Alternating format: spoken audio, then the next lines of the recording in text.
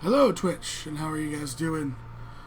We are going to Yedria finally. It's been up for a while, and finally some people are entertained. So, if you look on the map up here, way up here at the top, number one is Old Haven. That is where we're headed on the continent of Yedria. Which is about 2.5 months from Penrith to the east. A little southern. It's more kind of a temperate climate. Think warmer temperate, not quite Florida in the States, but around there. And let's see our brave 3 adventurers. Hello, you brave few. Hello? Hello. So, Azuri, who are you playing? What is she? Tell us a little about her. I'm playing Kiran Namir, the catfolk. Oh my god, not catfolk. This isn't Pathfinder. The Tabaxi Ranger. Nice. And Ryan, who are you playing today? I am playing Tara, a Dragonborn cleric of Bahamut, who was very excited to be on a trip to Old Haven to expand horizons and meet new people. And what coloring is she? She's a silver Dragonborn. Good thing you're not Throd. So, and finally Firefly, from work. Yes. Who are you playing? I'll play Ileana, I think. Ileana. Half elven wizard. I didn't think Allura should probably go. With or without Camel? Without Camel. Okay. Griffin will be happily to take care of Camelot. While Laura goes to Old Haven. Really? Griffin? Yeah, he likes Camelot. Okay. So, you all gather up outside the Sunshield Guild as you guys make your way inside. Lardle is, for those of you that have not met him, Lardle is the normal person behind the counter. And he looks to all of you and... Afternoon. Ileana, it's been quite a while. How have you been? I've been doing pretty good, Lardle. How have you been? Oh, and you hear shouting in the back room. Ooh, He just came back. He's been in Cortia for like a week and a half. It was so quiet. Tazaris was out. I could lounge around. I got book work done. It was... Oh. She pats his shoulder. There. Oh, he just... What can, Dragonborn, and what's your name? Hello, sir. Blessings of Bahamut to you on this fine day. My name is Tara Unaleska. Nice to meet you, Terrell. I'm Lardle. I basically run the day-to-day here in Penrith. Donna owns the establishment. As we get... What else? A random magic item to Tara. Well, yes. Yes, this is a social one-shot. Ta-da! Magic item, says Ivy Chen. So we'll deal with that in 1 second. Thank you, Ivy, and hugs. Thank you. He looks towards you. Says, Donna will run into the day-to-day and the overall company. And Tazaris, who I mentioned, she's our foreman. She's about the best damn foreman there is out there. And then he looks to Dex. He goes, I haven't seen one of your kind in ages. What is your name? Kiran. It's a pleasure to meet you, Kiran. And don't worry, I've already heard about the tale. He like pulls down his shirt slightly, and like you could see on like his chest where there's probably claw marks. He goes, I learned the hard way, but I learned my lesson. She'll just smile and nod. And you can roll me a D100 there, Ryan.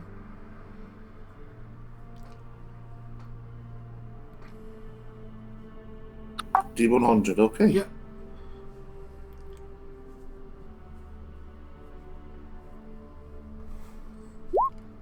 A 33. All of a sudden, the door opens up and there's a messenger. Tara Udalesk? Yes. Yes. Hello. Here. This package came to you from Dragonlaw. Oh, thank you very much. I look for a stand. Is there something I have to sign for it, or is there a... You would recognize him as he's an official messenger. He doesn't need signing. Beyond trust them to deliver items. Oh. And he turns around and heads out the door. Tara will place the package down and it comes through. kind of worried what she's been sent. Is it something from home that might be you rip it open and it's a broom, and it just has a phrase on a tag next to it. Okay. What is that phrase? It's gonna be a single word or a sound, something. You get to pick.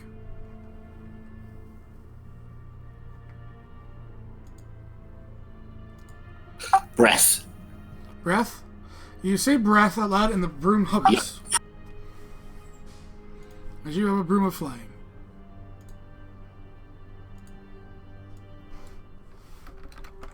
Sorry, you cut out there a bit, Seth. It hovers. As next to you, you have a broom of flying now. Tara will look it over, amazed at what she has received. There's no from who or anything. It just A random package. she's shocked, as you'd imagine. It a matter. Lotta looks and goes, "That's nice." You know, I went to this woman, very nice, comes from a northern chain. Her name was Ivy, and she used to have this broom of flying, and it's amazing. Oh, wow. I'm going to have to try this out later. So, what can I do for the three of you today?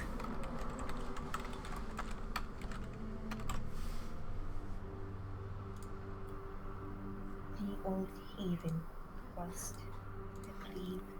Oh, the invitation to Old Haven. You're three ready to go then? Indeed, sir. Yes, I have all my things, and I have my. Is there any other preparations we need to make beforehand that you would recommend? He puts his hand on your shoulder, like gently, and goes, "Understand." And he kind of motions. Your coloring is a benefit. It might be a little long for some people to warm up to you. That they're not fond of Dragonborn, or is it my faith, or? It's no. The faith is more welcomed. The coloring is welcomed. It's the dragon aspect that people might be a little leery of.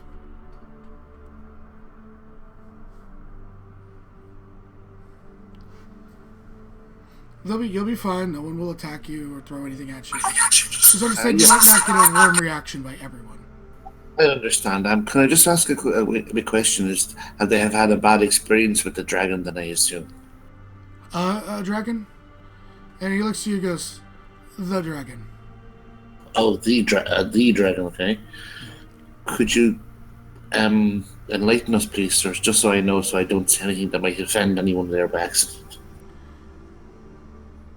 Prior to Tiamat returning the first time, the land was ruled by chromatics for tens of thousands of years.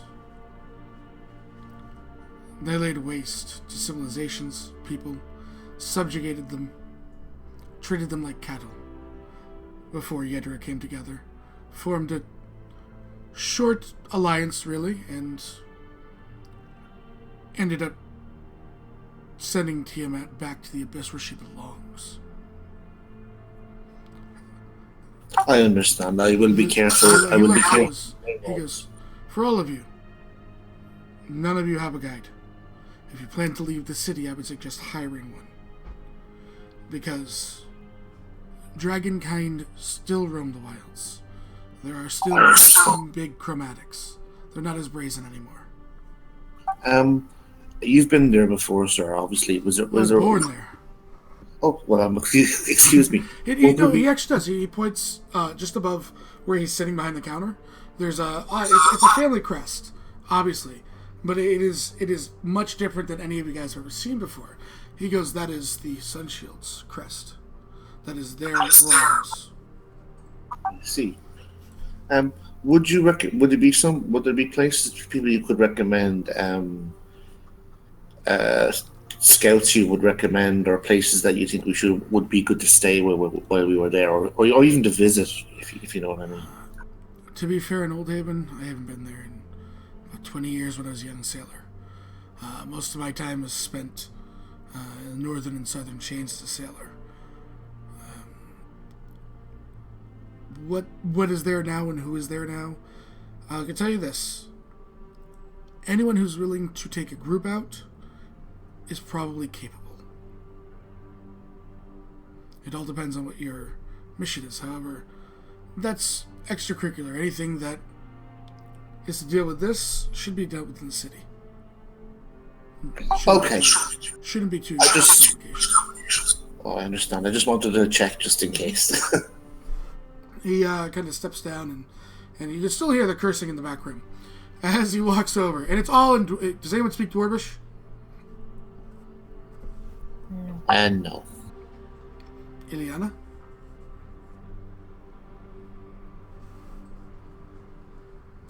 Someone may have walked by. So, kind of walks to the door opening, and you see a large stone tablet.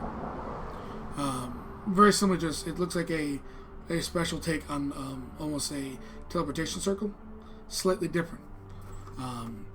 As you kind of step up and on, he says, "You should be met by a Theoro Soren, who is to act as kind of your ambassador, sort of individual." That's Theon Soren. I will copy the name for you. I see. Okay, that's right. That's Theon Soren. He looks around and says, "Well then, if you're all ready, I'll send you on your way." And will we be returning with the same method? Yes, they'll bring you back here. However, it's more likely you'll end up in the Arcana. I understand. And the kind of blue light begins to build heavily around you as it overtakes your vision, and you can leave a 50-degree Fahrenheit Penrith today, and as soon as the light starts to dissipate, Kieran, you probably feel more at home. It's like mid-80s. It's not very humid, but all of you hear the sound. Oh, it sounds like rushing water just come into your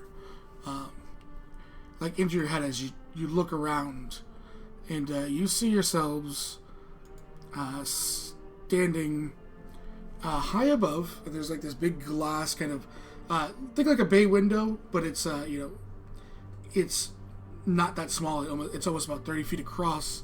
As you look at it, all you see is crystal blue ocean, and you see a what looks like an aqueduct coming in through the ocean, and there's a couple boats making their way in.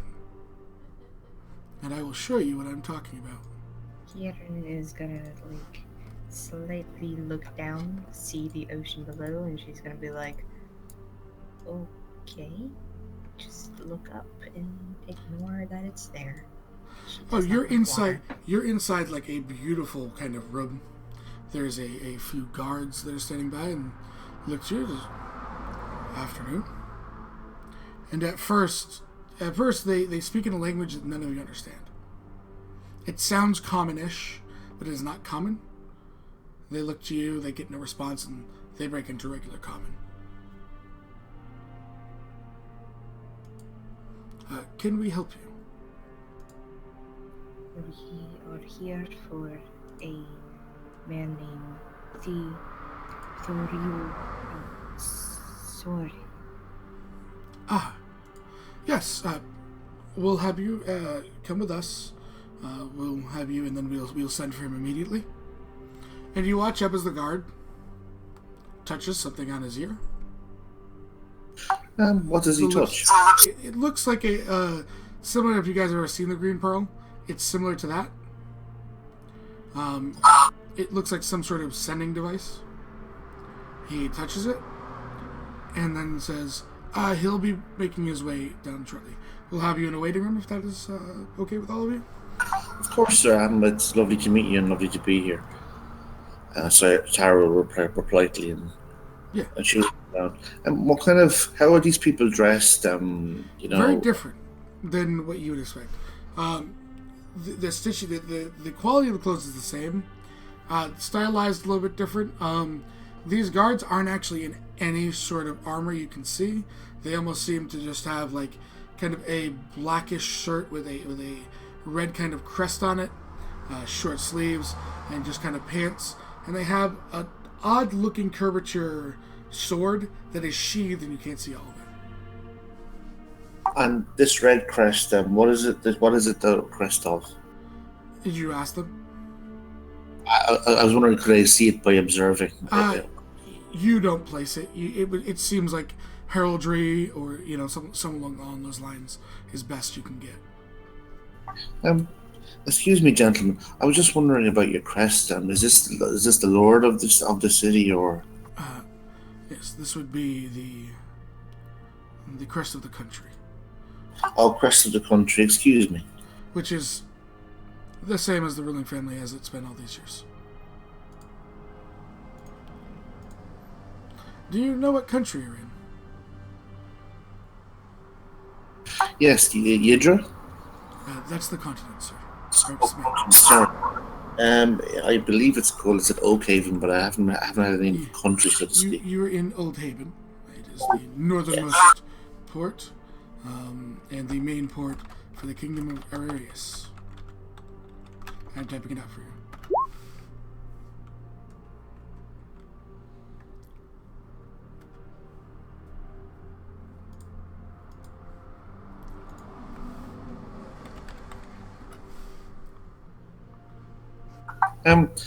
She will continue to follow the guards politely and look around. There's an awful lot of water features here. It seems this whole city, it looks like it's built on water. Would that be correct? The majority of the ports are. More inland is, farming and kind of is what you would assume is more towards. You're at the very edge of the city, which is built out into the water. But even from here, you can guess. As you're walking down the stairs following them, and you have these beautiful glass windows on either side, you can see that, it goes on for a bit, and the aqueducts surely do continue. However, you see the actual shoreline, the rockiness. It looks like they had to build this to overcome the natural terrain and create themselves a port. So, on an engineering level, this all looks really impressive, basically. Yes. Kieran does not like the water, so she's gonna try her best to ignore it. Yeah, there's no chance at this point. There's no chance of you getting wet at all. You can see it; it looks beautiful, and there's no chance of you having to deal with it.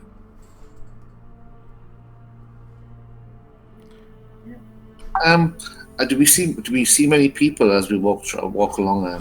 It's a little afternoon here in Yedra. And the streets are packed. The city is booming. You actually think that you're seeing, Tara, more people than you've ever seen in the city before. Based on some of the information that was learned previously, and I'll give this to you because you were trying to get information, where there's random farmsteads here and there, in the continents you've been, which is primarily you've only been outside the Dragonlord. You've only really been to Zora. There's random farmsteads as you've traveled across, and little things. There's farms that are dotted outside of walls. For everything that you would have learned, being able to have that social interaction, those don't exist here. Everyone lives within the safety of walls and armies because it is too dangerous. one massive metropolis. Think of it as there's multiple metropolises scattered. So instead of all the people that we have living on their own, they've been pulled in because they'll die. Whether it be the wild races that the quote unquote, whether they be barbarians or stuff, which do have their own little like compounds across the continent, they'll raid them, or different types of dragonkin will raid them. So yeah.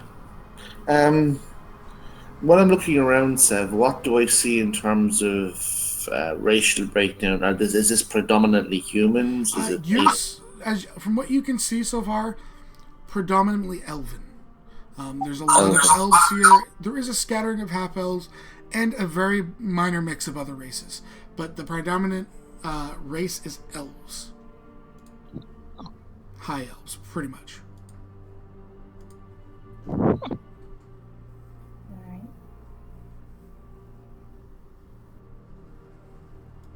So you make your way down into a sitting room. And it's as you sit in, the guard closes the door for you guys. It's, as best you can tell from all of your experiences, this is how you think nobles live. Like, there's sopas, there's chilled water. You're not sure how it's even cold. There's kind of grapes and other sort of minor fruits. And this is just your waiting room. Well, Tara is a minor noble from the Dragon Law, and she's even impressed. She's like, yeah, this seems like, maybe this person is of very high rank, but the city is massive, to be frankly honest. Like nothing I've seen before. Coming from the desert, Kieran would definitely be very impressed. There's probably more people than you that you can see from this window, Kieran, than you've seen in your life. Yeah. Looking out the window, Sev, can Tara see any noticeable cathedral spires of different faiths? Based on where you are, no. Okay. You don't see any. I mean, you kind of look across the city and you're trying to get the difference in architecture and stuff. Everything's much different than you might be looking at them, but you can't actually see them. This is just. No, I was wondering, was there anything that was sort of distinct like that? That's all. Eventually, as you sit, you hear on the door.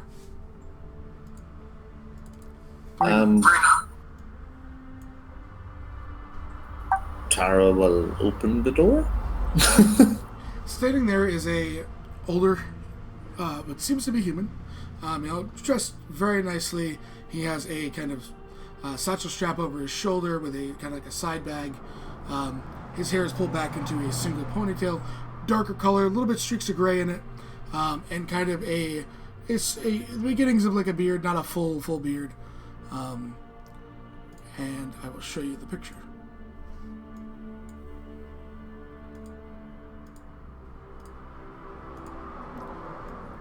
Hello.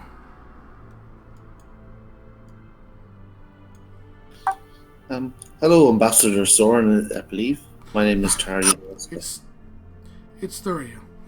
I'm not an actual ambassador. Oh, I'm sorry. Hello. Hello. Just the three of you then? Yes, indeed, sir. All right. Well, and he pulls out this, out of his bag. He pulls out a book and he flips through it. He looks, he goes, "Well, we do have a few hours for you to generally explore. Before then, of course, we have our meeting."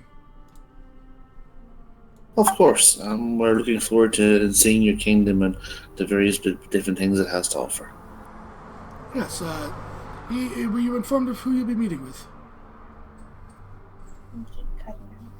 Were you informed of who you'd be meeting with?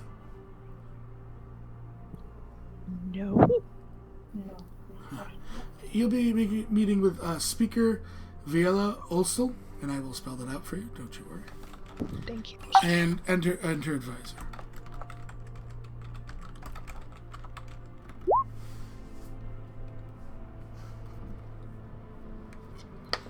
Prior to that meeting, waits for another car to drive by. you'll be meeting with the captain of the guard, just to make sure there's no threats.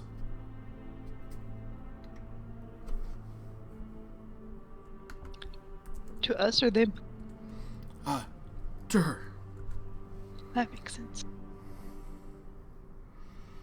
So, come on, we'll leave the new arrivals building, and we'll head out into the city, and we can show you what our fine city has to offer.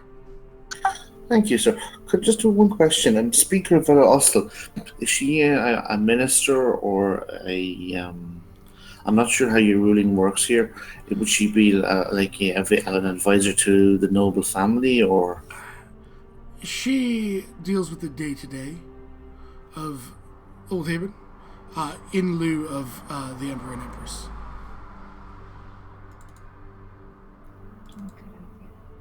She deals with the day-to-day in lieu of the Emperor or Empress.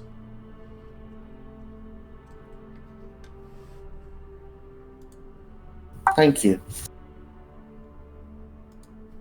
And she... Mm-hmm. I'm sorry, in lieu of the Emperor, you cut out. Or Empress.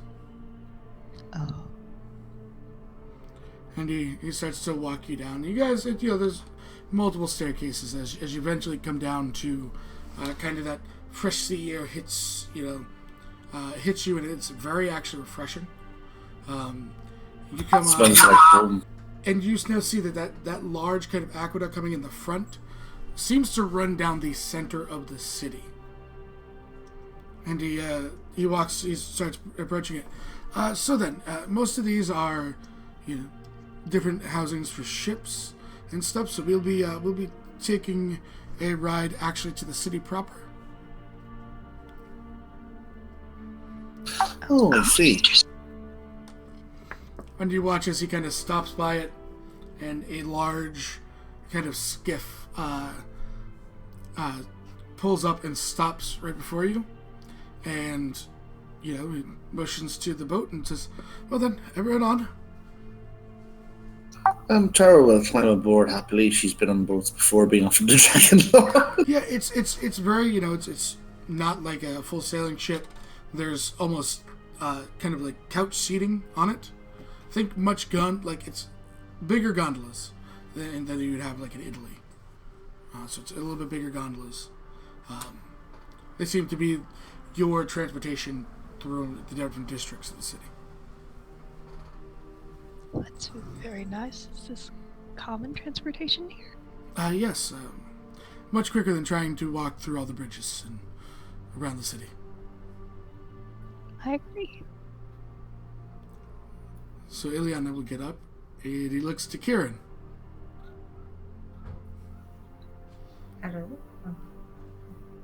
She'll get on the boat and she'll try to position to us herself where she's kind of in the middle of the boat, Yeah. so she's close to the water. Yeah, he steps on and chuckles slightly. Not a fan of water, then. No, I'm not a fan of any sort of waters. He nods as you guys start a slow jerk and then you begin to move. He goes, "Don't worry. The only way to fall overboard is by jumping." Oh, is it some kind of magic? Pretty much, yes. Interesting. What kind of spell do you use? It was based off what you would know as a wall of force. Oh, I'm familiar with that spell. Yes. Great strides have been done with magic over the years. Was it created locally, or is it a combination of efforts? A combination of efforts locally. Interesting.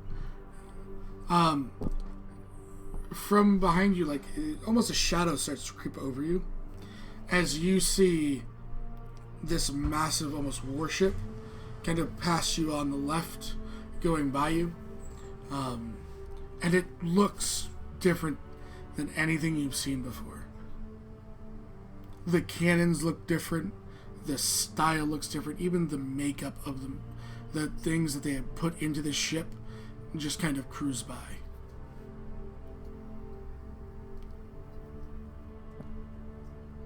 know a cleric back home that would be very interested in that worship.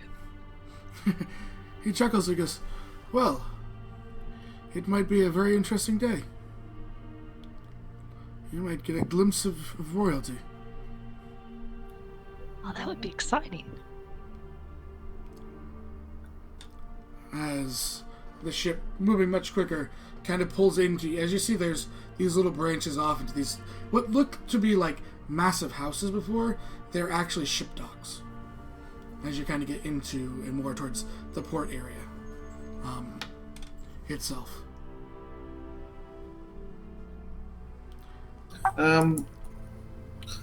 If Tara was to get how many ships could they dock at once of that size? That size?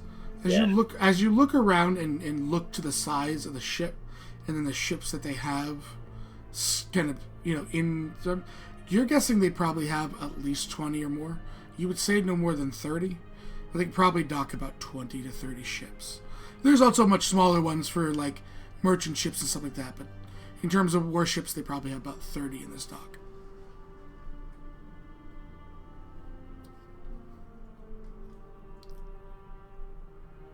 Tara, give me a perception check, as I think this would be more up your alley.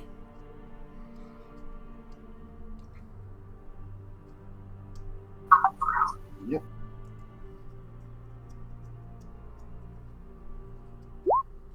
$11.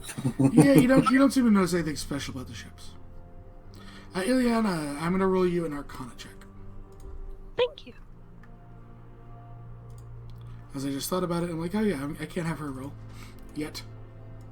Next one shot I can make you roll. Mwahaha. Yeah, thank you. Um, Glad. As you look around it, just passively, you get this kind of feeling of magic there, but you can't pinpoint it on a 16. Sev, what was if Tara was to count the guns on one side of the ship that she passed, how many cannons does she count?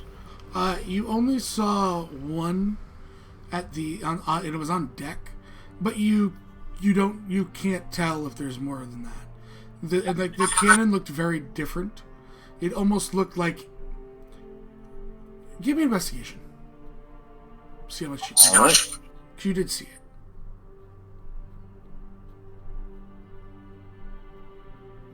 Ileana would assist. This is more based on histories than it is, working together.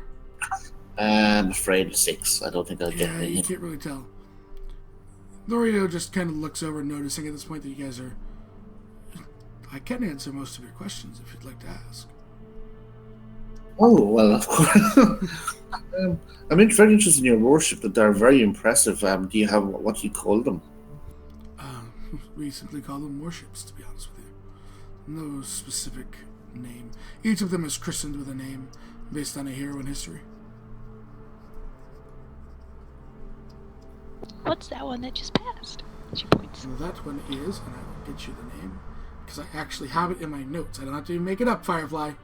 I'm doing that good for you today. Oh my god. High five. That one is the Queen Rosa.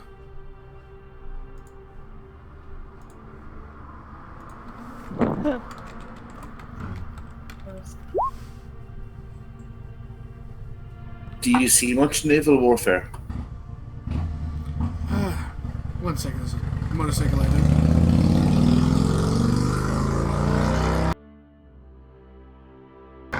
Sorry, there's a motorcycle idling outside. One bad thing about living above a store. He looks to you and says, it's more of a precaution. It's more of a precautionary measure. There are kingdoms that have much larger navies here in Yedra. I see. Extra protection. I see. And he kind of points, it just about leaves your vision. And that large cannon is for dragons.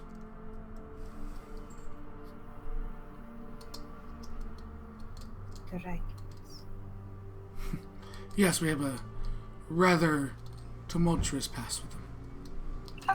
Yes, we have heard. I would wonder, have you met many ocean-going dragons? There are a few sea dragons. The imperial ones, however, seem to be rather pleasant from our dealings with them. They could be a sign of good fortune for your voyage.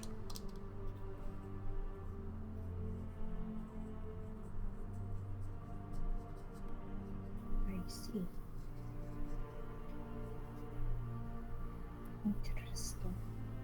Yes, recently I had an encounter with a very large white dragon, but it was not the most joyful experience. Well, as long as it wasn't one we've had here, then I'm glad to see you made it through. Because if it was one of these, I don't know, it could spell trouble in the future.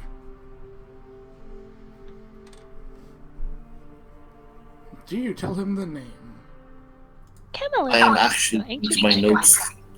Sorry, go ahead, Firefly. dragon. Camelot. Ancient white dragon. Oh, it's in my notes. She would mention that he had spawn, and she was Camelot, the spawn of. I have it in my notes. Gosh darn it. I will go look for your notes for you. Thank you. They'd be under crystal. I was doing the same thing. Okay, so it's at the bottom. Yep.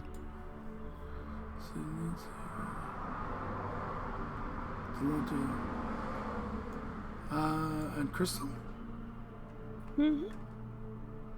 Last thing you 1-6. You don't have any. The one we just did. Because the Oh, last the one we notes. did was Or the... is it campaign notes? Oh, no, it's under the bio on the character sheet. Oh. You have so many notes everywhere. I like notes. I know, but I'm just trying to figure out where they are. Crystal. It'd be under. It's under the bio and info. Yep, I'm looking. It's- Michael 517. Okay, that was that one. Okay. The spawn of Nizer, Lord of Ice.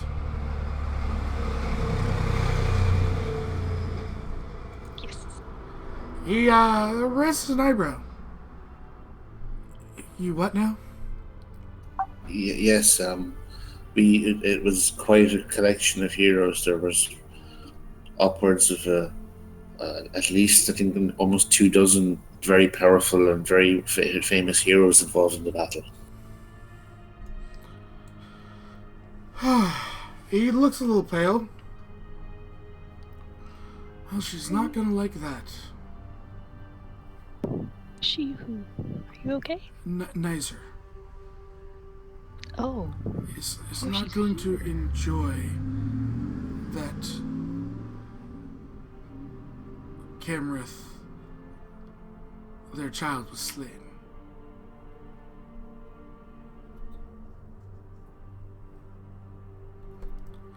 That'll be interesting.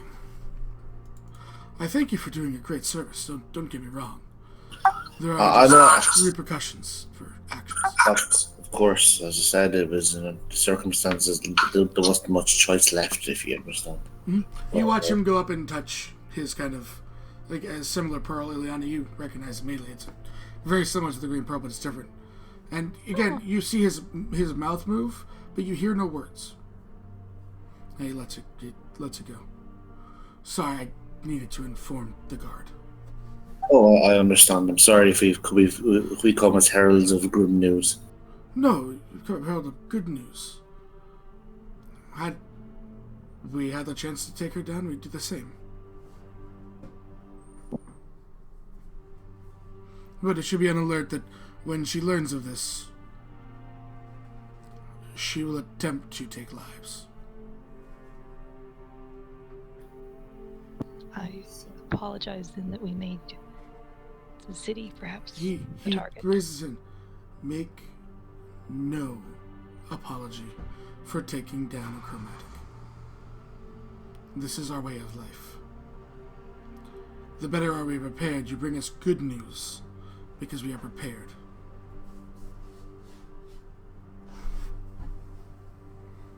And the boat kind of stops. It says, very well then, shall we visit the markets? Do a bit of shopping perhaps? Yes, please. That sounds wonderful. And, the skiff kind of stops. Yeah, again, Ileana now sense the magic kind of dissipate on one side of the ship.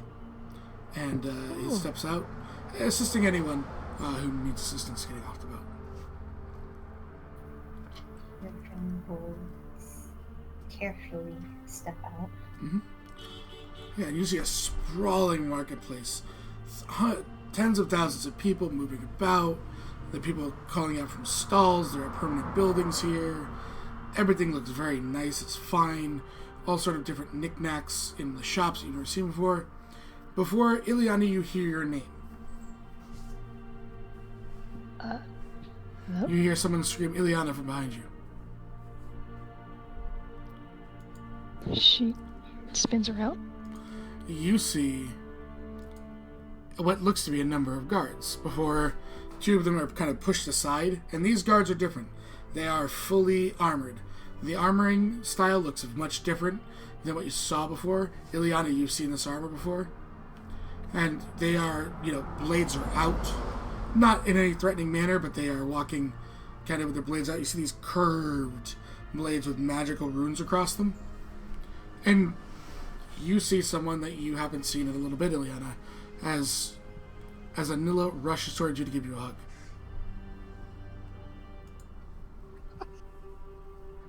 You literally, guys, you pick the day they arrived to come here. I'm gonna take a step back and watch. Ileana will hug her back. Anila, hi. What are you doing here? We came to visit for the invitation from Oldhaven. She smiles. How's everyone? She look around. They're good. There's Roland and Perrin went to the abyss. They didn't come back. You see a very saddened expression come over her face as she looks and just holds you tight.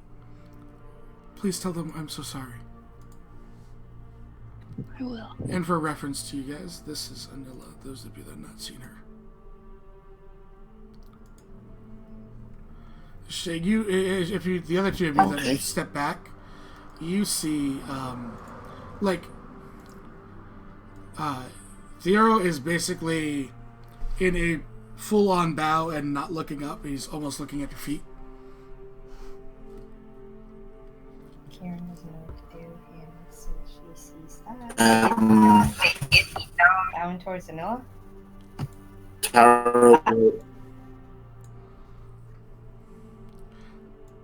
Tara will fold her hands inside her sleeves and bow. Seems to be sorry. And upon seeing this person, fold her hands into her sleeves and take a very stern cleric pose and bow at the waist respectfully. Well, someone with that kind of guards is obviously someone of importance, and she wants to show respect. The guards kind of come, double timing up as she sprinted by them. And she goes, No, please, don't bow. Stand up. And at that, Dorio stands up, fully bent. Princess? And the guards look at Ileana kind of oddly. She goes, No, this is my friend. Hi, my name's Ileana. And the guards just kind of look at you with not directly addressing. She goes, They're not going to speak. It's taboo. And she does the whole air quotes and everything.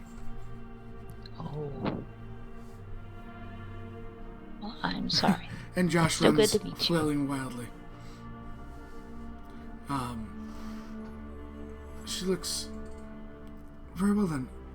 I do have to, unfortunately, make my way towards Ribbonsworth and appraisal of the situation of the atoll and everything, so I do apologize to cut this short, but if you find yourself here again, Ileana, you know me. And then she walks up to Tara and she goes, Anila First, daughter of the Emperor and Empress. Cleric Tara Unileska, cleric of Bahamut. I'm minor noble from the Dragonlords. It's a great honor and pleasure to meet you, Princess. She curtsies to you and looks to Kieran. And you are? Kiran Amira. Just a simple ranger. I mean no disrespect, Kieran. I've never seen your kind before. What are you called? I am a tabaxi. Very interesting. I'll have to learn more about it. It's a pleasure. I do wish I could have spent more time. Well, when you learn, just take note to never touch the tail. She looks at Talia and goes, lesson noted. And she smiles. She walks back over to Ileana, giving her one more big hug. And looks at you. These are my personal friends. If anything bad should befall them, understand it as a slight against the Emperor. And he looks like he's completely flustered now, and she's got a big smile on her face as she looks to Ileana, and then she returns to her guards. I know. Ileana will hug her. She told Thorio that if anything should happen to the three of you, it's a personal slight against your father, and it flustered the hell out of him. Oh, Poor buddy. Are you okay? Did you need anything? She smiles. Princess. She smiles to Ileana. She goes, "No, now's the time to work forward to letting my father know that she is safe and she was saved, and that we should not come to war with anyone."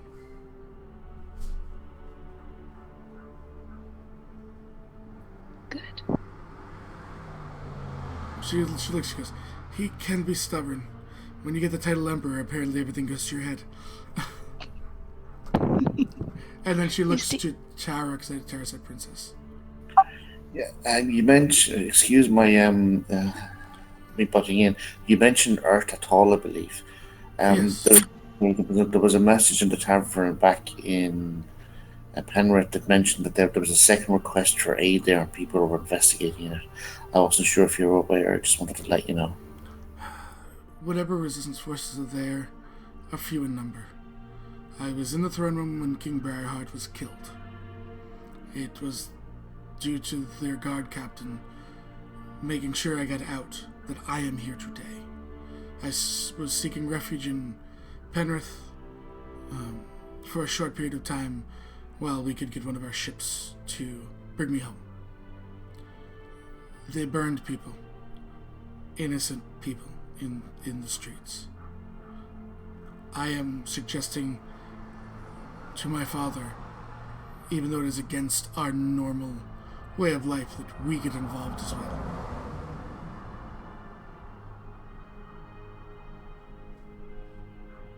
Thank you. That is good news for those people on the island, it seems. Whatever of them are left. And there is a saddened expression on her face when she speaks all this. But you don't even need to roll insight. It's very all sincere. Perhaps we can help too. She nods. Your help will be quicker than ours. Would. I'll have to see what we can do when I get home. She smiles. Ileana, you know sending, right? I do. If you ever need me, I'm sending away. Thank you. Same to you. She smiles and steps back into the center of her guards as they escort her to the city. As soon as they're out of Lehi, Ileana goes, "Oh my, you know the Emperor's his daughter?" He looks like he's completely flustered at this point. He's like, Tara will speak up. Oh, Lady Ileana, she knows all the most interesting people, princes, royalty, heroes of legend. from what I've seen. He smiles and says, Thank you. "Very well." That's total honesty.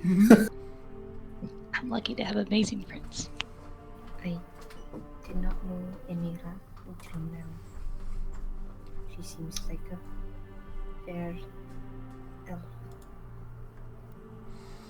She is. There's rumors that her sister is alive, actually. It's been quite the buzz recently. Been missing for 13 years then. Would it be possible to get a name for the missing sister? Zolestra Fairest.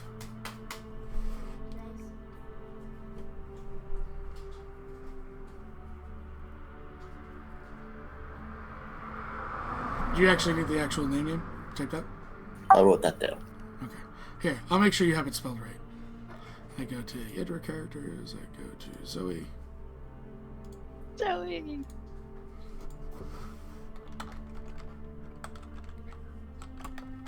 Unlike her sister, she is half elf in descent. Her mother sits in the Emperor's seat now, as Anila's passed when Anila was born.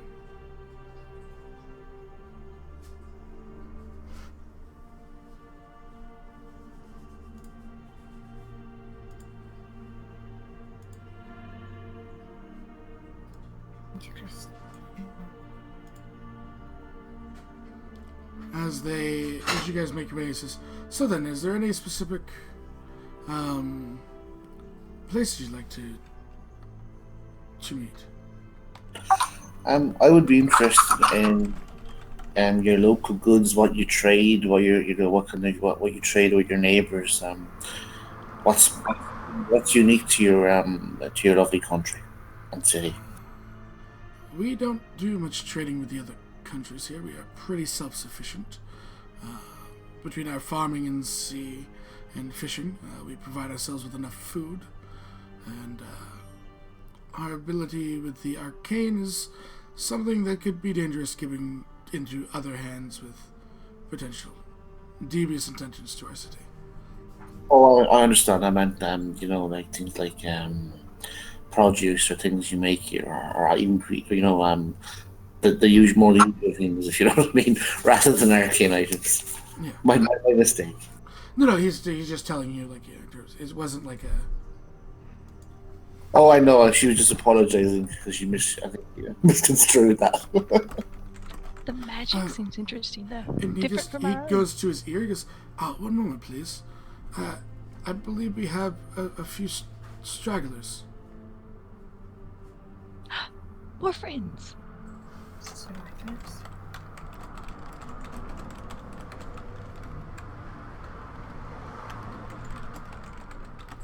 And he starts to, he calls over what looks like a guard. Please, if they need anything per the princess's direct commands, make sure they are seen to. And he immediately hops on a boat and heads back towards that large kind of central building.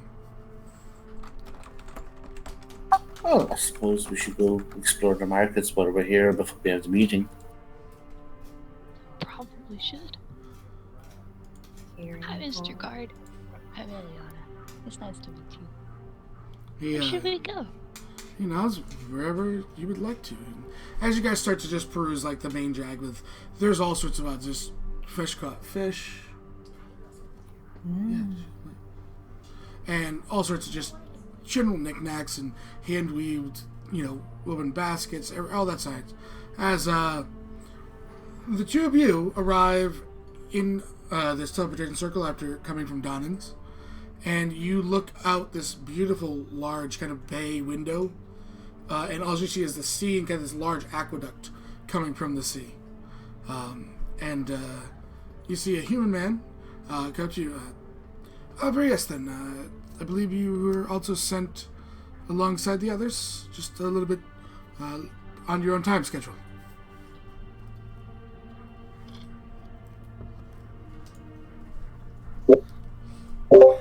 You talking to me? Yeah, I am. Hello. Yes. Yes, we had a little bit of work. Excellent. My name is Thorio Soren, and who might you both be? We are Tanius and Tamnius Amakir. Very well. Welcome to Oldhaven. Thank you.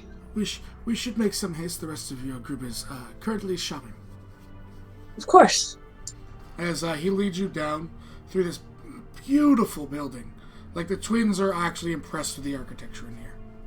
It is very fine, very beautiful, very different than what they're used to. Lots of mental notes. You eventually come down towards kind of a landing across this very large, what looks like waterway. Think like Venice, but just massive. And a kind of gondola, but much bigger. They're called skiffs here. Kind of pulls up, and there's like couch seating, and he waits for you both to enter, and then joins you on it as you kind of make your way down. And as you are making your way through, down towards the rest of the group, a truck drives by. Sorry, they're logging apparently at the road. Okay. So just, loud noises I know won't be getting heard. You're seeing these massive buildings that you would think are like massive warehouses or temples, and they're housing for these massive warships and merchant ships, and it sprawls on for miles. Ooh. Wow.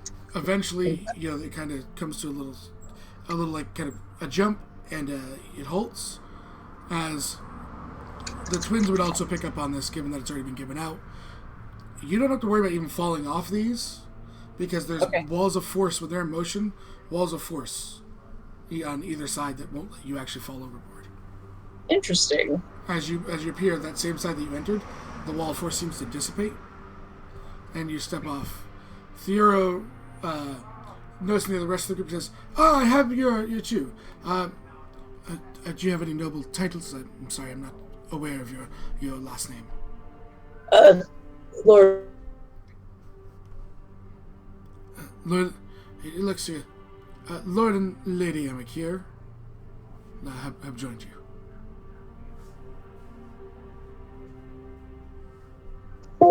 Hi. My computer is being very dumb. That's okay, we got you, man. Tara replies hello and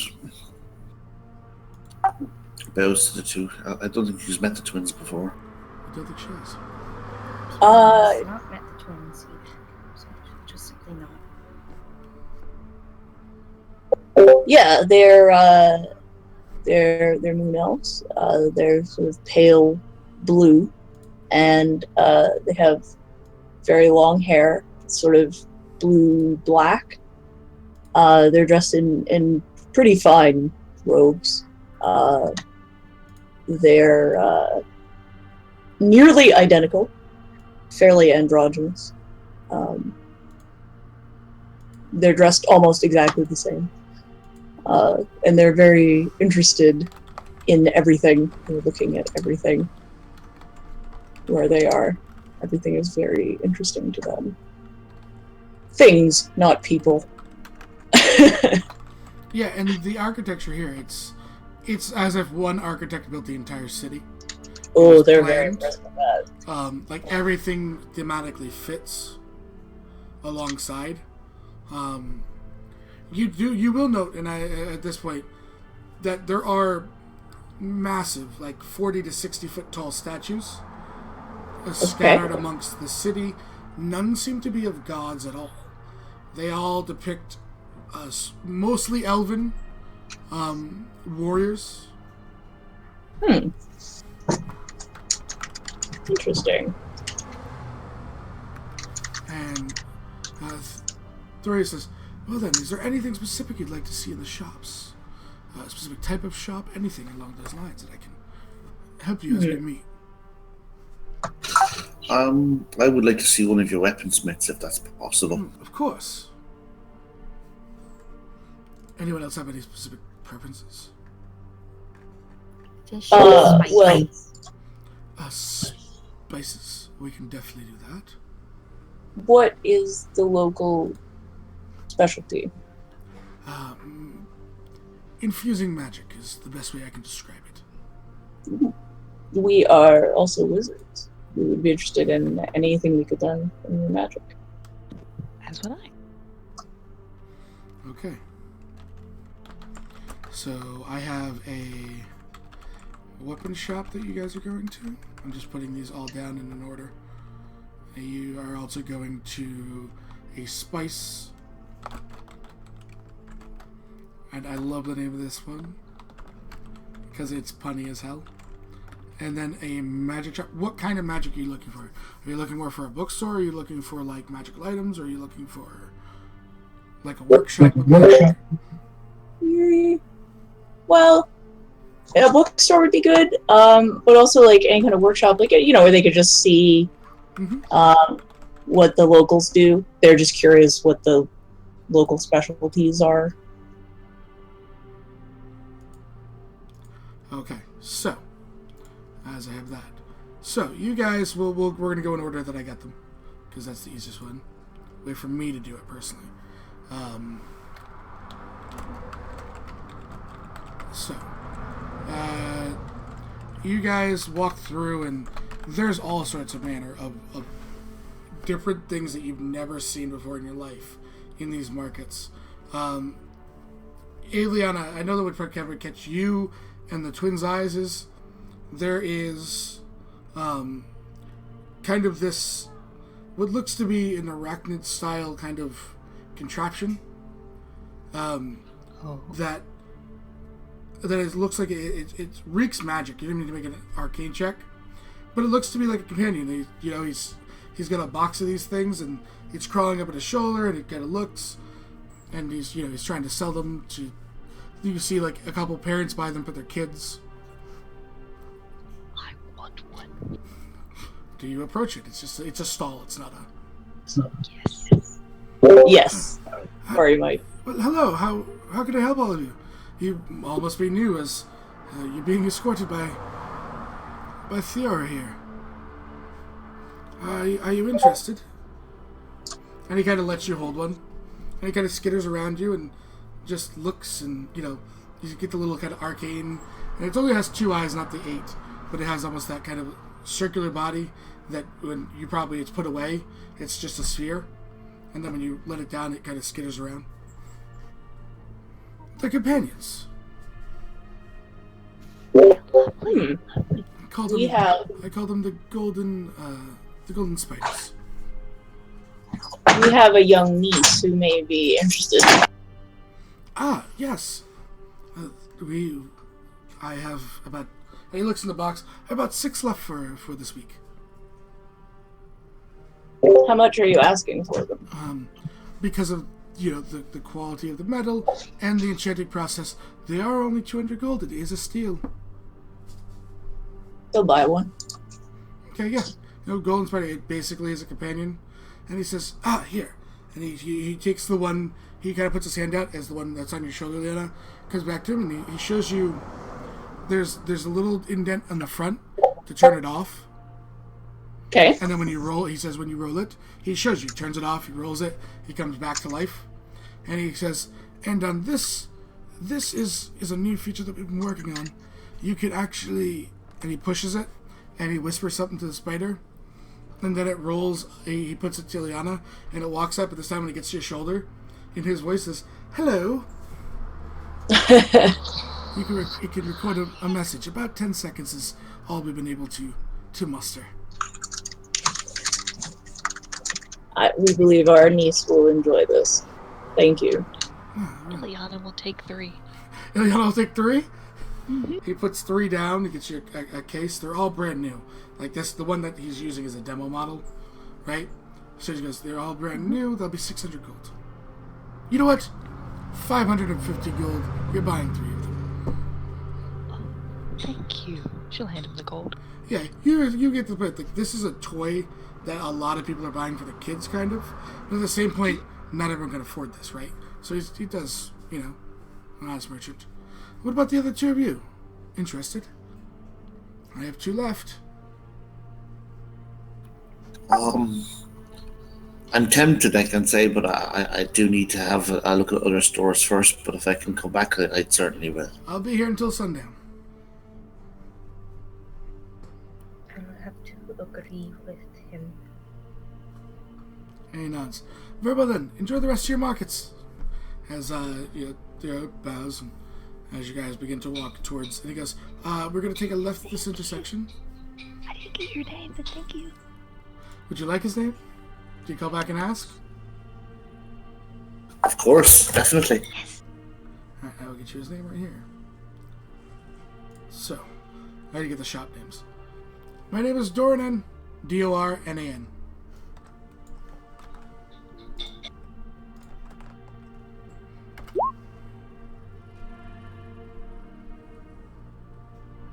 So, as you walk into, there's a massive building.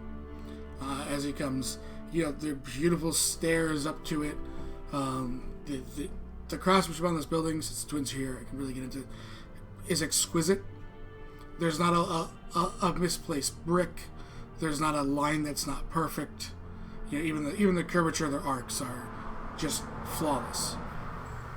They are very, very impressed. They talk to each other in a strange language. They're talking, they're pointing and looking and pointing at the different things.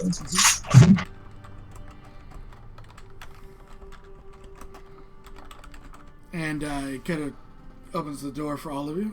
After all of you, please. Tara will thank him and she will enter. Here, no wonder. Thank you. Yeah, we'll go in. You see a very, it's the shop's massive, floor to walls. There are different type of weapons, styles. Like you see blades kind of in the dwarven style. You see them in the elven style. You even see some in orcish, kind of that style, but much more kind of refined. If you both those that you have that have detect magic, if you were to cast it in this place, you're pretty sure you'd go blind. For the lack of a better term, there is a high elf standing behind the counter, and he says, "Good afternoon to everyone. It looks like we have visitors, don't we, Thorio?" And Thorio nods. He says, "Well, let me introduce myself. I am, and I'm going to type it here for you. I am Aaron." It's a pleasure to meet you, sir. My name's Eliana. It's a pleasure to meet all of you as well. What can I be of assistance with today? I am looking for a two-handed blade in the local style. We talking magical, and they look. Well, magic possible. I would like to have a look. That's at the very least. Yes. Oh, of course. And he looks to Dario for a cue, and very well then. And he kind of brings this, and it is just elegant. Like it's almost silvered, like in the shine of it. Have you ever seen like finely polished silver catch like that light? And it is just almost blinding as it kind of catches the light. And it is just laid out, this two-handed greatsword, and he just kind of lays it down. It is finely crafted. The hilt is just made, and at the very end of the hilt, you see this kind of dragon claw that kind of grasps what looks to be like not like a super high quality, but a very nice polished ruby.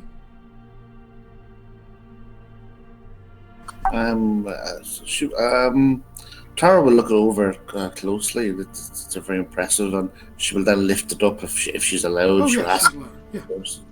and just checked it for weight and balance. Yeah, it's perfectly balanced as far as Tara is understanding of greatswords, because I don't think she's proficient with them. I am proficient with martial. Greatswords, are you okay? It's perfectly balanced. It almost seems a little bit lighter than it should be overall, but it doesn't seem that the weapon is, it's a little bit lighter. However, it doesn't seem like it affects the durability at all.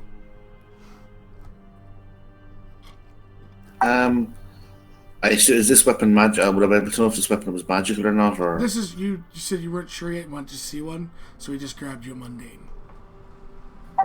this is excellent. Yeah. Have you got something like that or magical possible? And he says, we have many different styles of magic weapons. Is there something specifically that you were looking for in terms of model?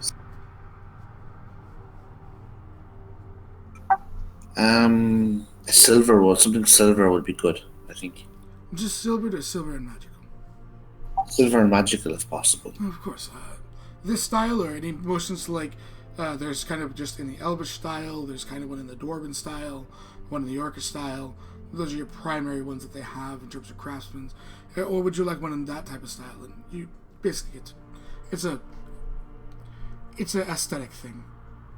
I would go with the Elvish style. I did like the blades or so with the guards that have it. Yeah. It's a little bit different than theirs because theirs are a different type of magical, but he comes out with this beautiful silvered +1 greatsword, and you see that the claws there, but there's no gem. He goes, and any specific color in the gem you would like? That's no extra charge. Oh, Oh, he goes. He looks. He says, Bahamut, right? yes. Is this for you or for someone else? It is for myself. Please, if you'd give me just about 5 minutes, I can make something for you. Oh, okay, thank you. She kind of seems a bit flustered by that, but grateful. Yeah, he walks in, and he comes out with what looks like a glass orb, and he holds it up to you, and in the very center there is a holy symbol, a Bahamut, that's encased in this glass, and you watch him as he kind of waves his hand over the claw, it seems to open, and he puts this little orb in it, and then he waves his hand over again, and the claw holds on, and then he goes, with some time, you should be able to use that as your focus. Wow. she's speechless, and yes, of course, she's looking for her coin purse. It's custom work, +1. It's gonna be about 1,050 gold. Okay, yeah, that's no problem. Yeah, she would gratefully hand over the coin. Yep. So you take it off. I'll give you a handout. Right on there. Okay. He looks to then Asakiran. Anything that would interest you? I wouldn't mind to look at your bows, possibly. Any specific style, magical, non-magical? Maybe magical. Yeah, any specific enchantment?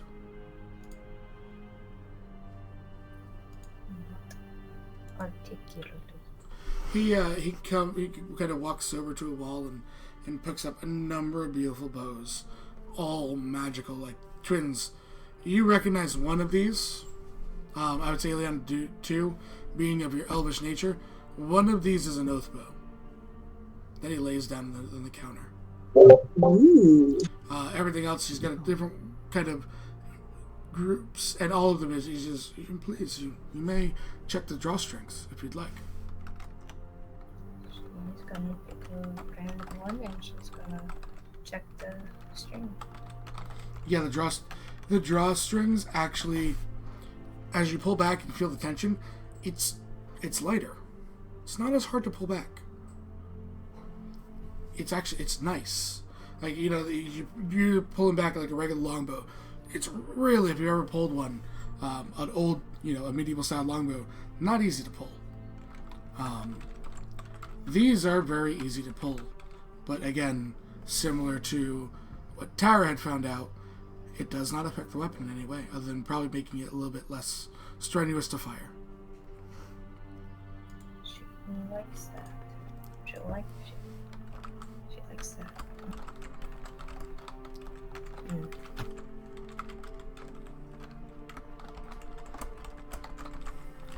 Should probably try out a couple of them, Yeah. like testing out their. Starting from the first one you laid down to the last one, each is finer in quality and each is just more easy, kind of beautiful to pull. Maybe there's her tail's probably swishing about with pleased. And he goes to this. Our minor magical bow does run about the same prices. Her greatsword. I see.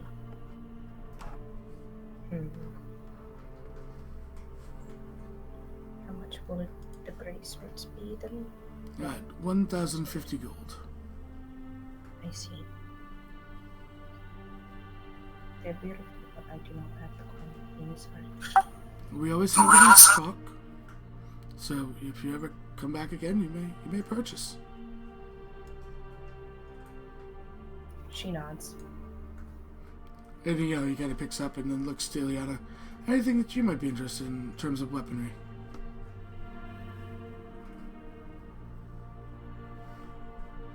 Firefly might have had people come by. Can't hear you.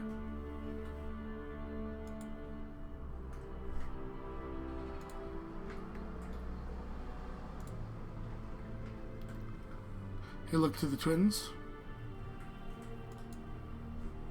No, they're interested in the process, but they don't need any weapons. Okay. So then, sounds like Firefly has people around. We'll move on to the next location. He says, "Very well. Please tell your friends about the glittering." Oh, we got a Firefly. Ileana would be interested in a dagger that was like magical. I don't know what it would be.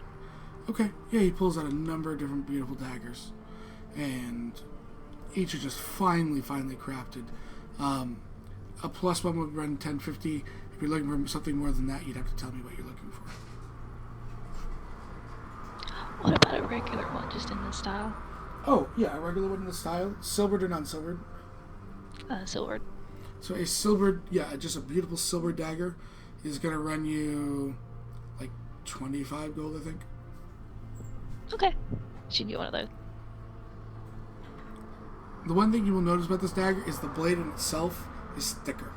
It's more like wide than your normal kind of daggers. It's more like, I'm trying to think of what the actual style is called. I'll show you a picture of it later. But as he takes care of that transaction, I'll take it off for you. He tells you to, make sure you tell your friends about the glittering blade. Glittering blade. I will. You have wonderful craftsmanship. Thank you. Only the finest for our customers. And so you head out, and Thoria looks at you. Then I believe you're looking for a spice shop, were you not? So I would like to look at the local spices. I know just the place. And he kind of leads you down through. It's not too far. It's maybe like a 10-minute walk. I think he leads you to this, and there's two doors, and you kind of walk in, and it's almost like there's a. As you walk through these double doors, there's then a door on your right and a door on your left. The left looks like it's a much bigger part of the building, and it is a full restaurant. And people are. It sounds like there's bards playing. It's very chipper, and people looking at time. And then he opens the right door, the door on the right to you. And you see a very small shop, and in there is a female elf, and just smiles to all of you. Oh, hello. How may I help all of you? I would like to look at your local native spices. Oh, of course. And she motions to like all the walls. You note that she is a wood elf, and she does introduce herself. And I'm just getting the name to copy in here. Balastra. I'm Balastra, and this is a salt and battery. It is the best pun name we've had in a while. Uh-huh. Oh, We are rather interested in spices as well. Oh, yes. And she kind of comes out from behind the counter. She's wearing. Does have an apron on, but she looks to be very nicely dressed. And she goes, "Here are some that we do import." And then she goes, "This is, she pushes another kind of rack on the wall. These are all cooking from different places in Yedra. One of the few things we do import. And then you see these are native to our portion." Those are what we would like. Yes. Is there any hot, mild, full of flavor? What kind of spice are you looking for? Heat. Heat? Hot. Hot. The hottest? Yes. Yes. Okay. And she pulls out, and it's a very small. It's like, I don't know, like maybe 6 inches tall, like these little glass vials, and it's a very fine, like powder in them, and it is just red, like almost like, think of like tomato red in them. And she puts down one in front of each of them. She goes, "Well, there's a number of different ways to use this specific spice. You can mix it with water and turn it up and make more of a glaze, or you can dry rub, or you can, some people, and there's very few people that can do this." And she kind of like tries to stress that point. "Well, sprinkle it directly on their food and eat it." Kieran just smiled. Ted's totally gonna do it, isn't he? What's that? So Tennant's totally going to do it, isn't he? Yes. That's what this they're like. this has a devious prank written on it. Yes. What is the spice name? The spice name itself is called the Heart of the Red.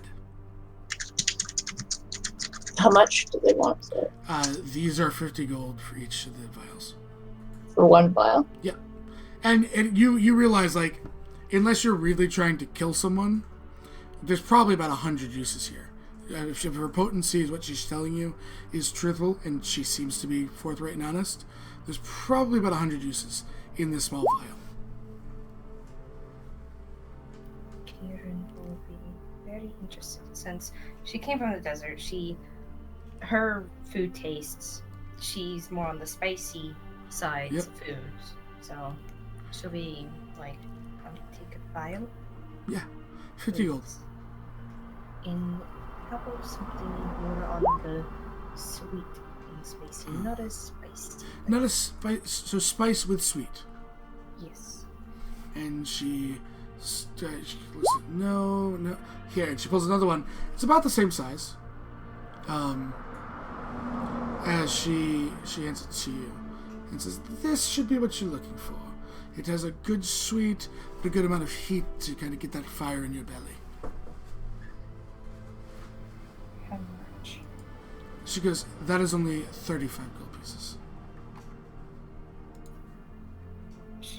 Karen will take the bottle. She'll actually open it a little bit and smell it. Take a small whiff of it. Oh, it smells divine. Like it smells so good.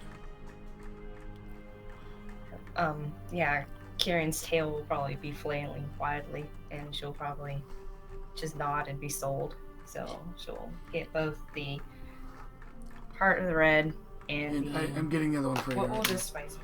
This spice, I believe it is copper. Give me 1 second. I just want to make sure I have it right. And it won't take me a second. Sorry. The Heart of the Brass. Heart of the Brass. Yep. So yep, the twins buy 1 vial of the Heart of the Red. Kieran buys 2, and she looks at it. Can I interest in either of you anything?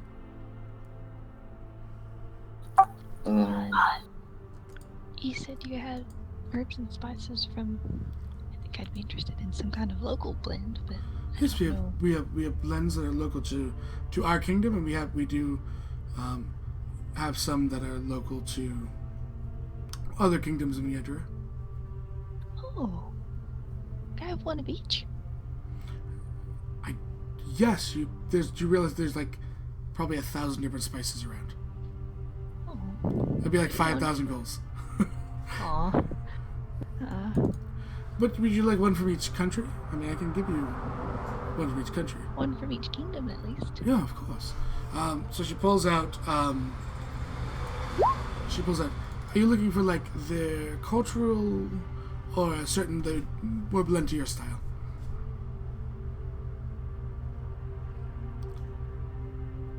Something the people around would enjoy, I guess. Oh, okay.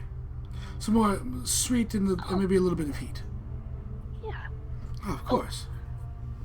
For the herbs that are, or the spices that are around here, what does like Anelia and them enjoy? I've meant to ask them. Anila, I wish I would know. I do not know her on a personal level. I'm sorry. What we do is she pulls down this, and it's the same. It's kind of like a fish spice that she puts down, and she calls it. This is pure blue, and it is a bluish spice, and it is a sweet almost. She goes, it's for us. Primarily, we use it in a glazing of fish before we do roast them. But it can be used on poultry as well. That sounds tasty. So that's the one they put from this kingdom. Hmm? That's the one from their kingdom that she gives you. That's 30 gold. Okay. Okay. You're gonna have to add them all up, and I'll take it off at the end. She pulls down a like brownish earth tone spice, and this is called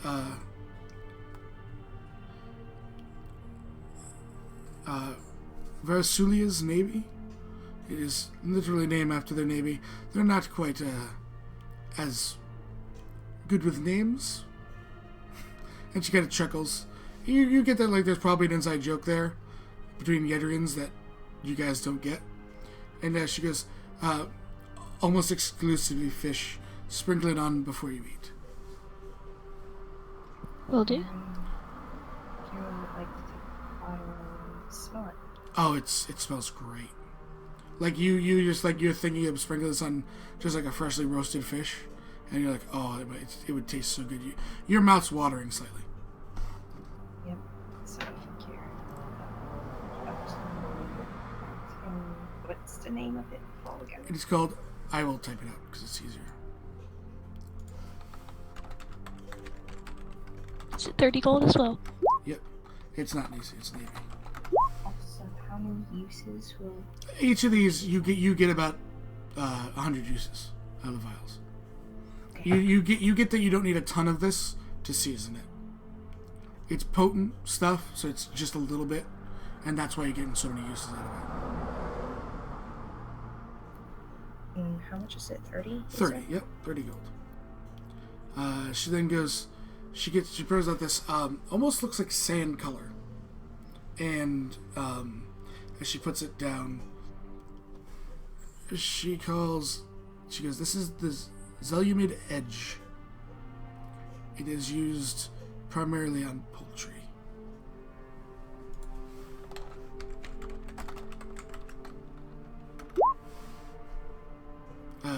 It's a seal. If I could type today.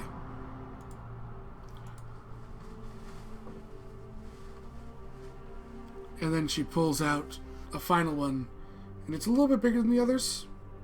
And she puts it down in front of you, Liana. Each of these are 30 gold, by the way. They're not, terribly rare. And she puts it down, and she goes, this is simply known as the Heart of the Dragon. It is kind of an all-purpose spice. There's that little bit of fire, but it is primarily sweet. A small bit of tang in it.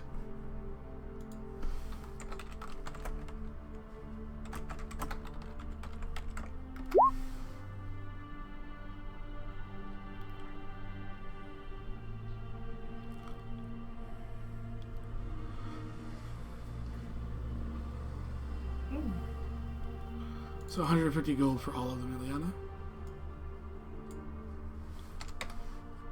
And your sheet's updated. And she gives you like a small little box that, and she puts each of them in for you, Ileana, and kind of puts like a small little bit of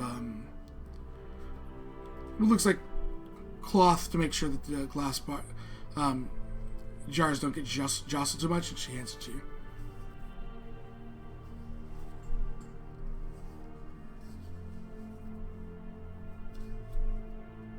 Thank you.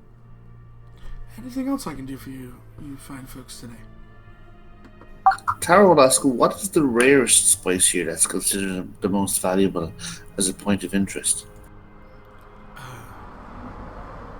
She would say the rarest spice we have is called the Tears of the Chromatic Queen. It's a hell of a name. Yes, histories be it what they may. Is it from actual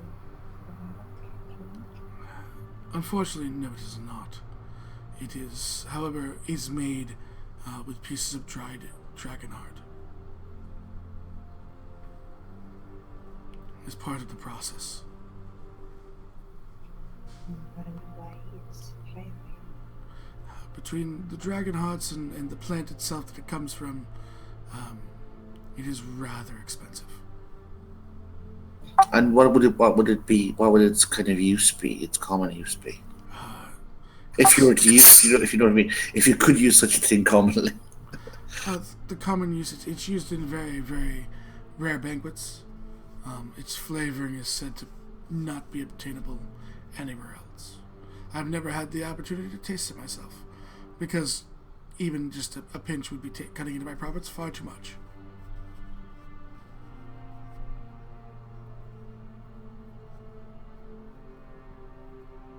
It is a sweet heat that says to make anything taste like the best you've ever had. And which would make us want to buy it?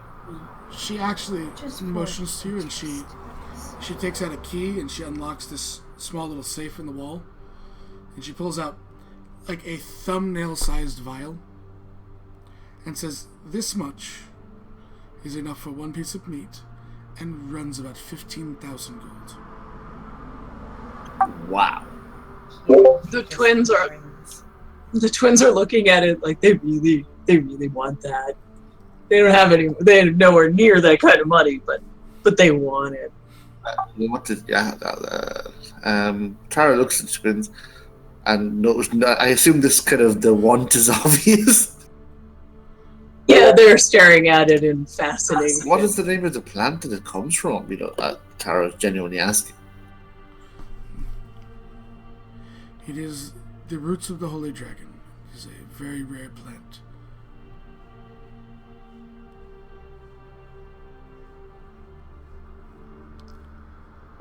Fascinating. Does this plant only grow area? It only grows in a few areas on Yedra, and only one plant can really ever be in season at a time.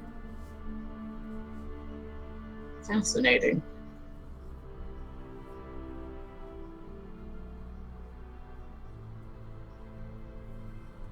She kind of puts it back in very gently and locks the safe again. Thank you kindly for your time. That was very interesting. Kieran nods in the back of her mind. Kieran's like, alright, 15,000 gold. Gotta save. Gotta save. So, Or go to the plant. next was the bookshop. As Derek kind of leads you, and each time he's almost kind of lining these up as you're moving towards. You can kind of see this large, at this point now, this large kind of almost looks like a palace, and it's up like three kind of what you would say cliff sides, but each is a waterfall, and it looks stunning, especially as the sun's slowly starting to set in the sky, and it just the way that the the architecture to the twins is catching the light and then almost illuminating the waterfalls. You think that at sunset, these waterfalls probably turn almost that amber red. They're making kind of notes. Mental Like every now and then, they're like, one of them is like pulling out a little sketchbook and like, you know, making a quick notes and doodles, and they're stopping to.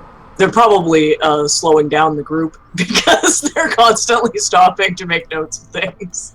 Yeah, it happens. They're like those tourists that take pictures of everything. Oh yeah.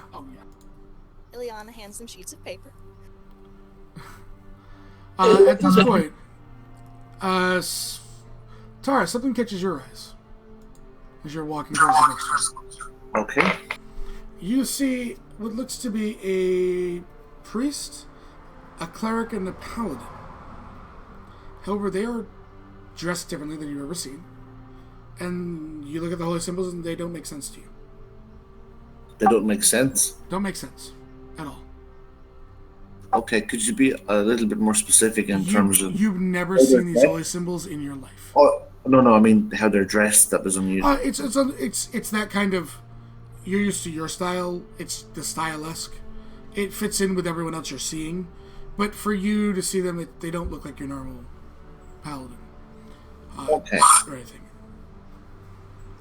And what is the symbol? Is it they all have the one same symbol? They all have the exact same symbol, yes. Seem to be carrying on a conversation, walking down the street. What does the symbol look like? It almost looks like there is, and let me just make sure I have this correct in my notes so I can not give you anything incorrect. Scrolls down through all these. And I'll have to open up a sheet for 1 second. It's in a different document, of course. I try to give you a bit of information. And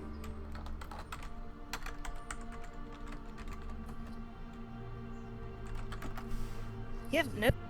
I have notes upon notes. Yay! Of course I do. It seems to be this cluster of like sprouting flowers with this wind swept through, and that's what you see.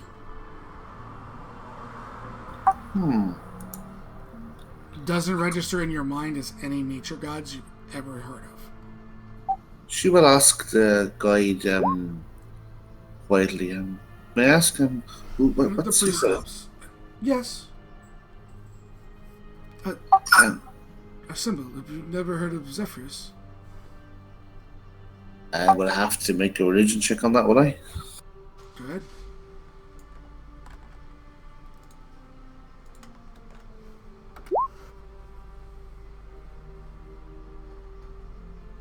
Ileana will help. 14. Ileana will roll one herself. If anyone else would like to roll one, you can. I know that some of you have been raised in religion. So the twins got an 11, Tara got a 14, and Ileana got a 30. None of you have ever heard of it. All your adventures, Ileana even being from the Southern Chain, having a different reach than the twins do, and Tara being from Northern Chain with a different reach than anyone else. In all of your reaches, you're covering 4/7 of the world, and none of you look to each other and nothing rings a bell. I'm sorry. Honestly, I've never heard of him. And on the Dragon Law, we don't have the largest variety as regards gods that are worshipped at times. But I'm sorry, Zephyrius doesn't ring a bell to us. Well, that would be probably why. I mean, his religion is pretty much only practiced more so on the western coasts of Yedria. He is the Lord of the West Wind, that of spring and rebirth.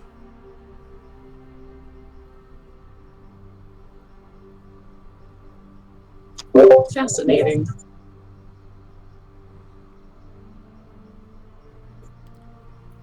Is he related to Boreas? Just Ileana asked that?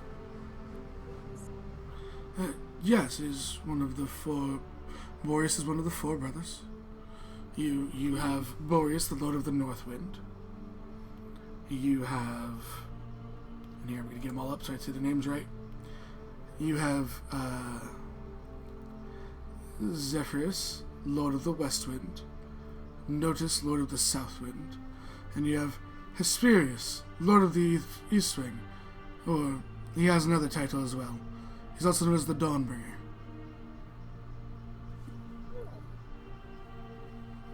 Boreas is Lord of the Ice. Zephyros is Lord of the Rebirth. And Notus, I'll have to double check because I don't have it in my notes.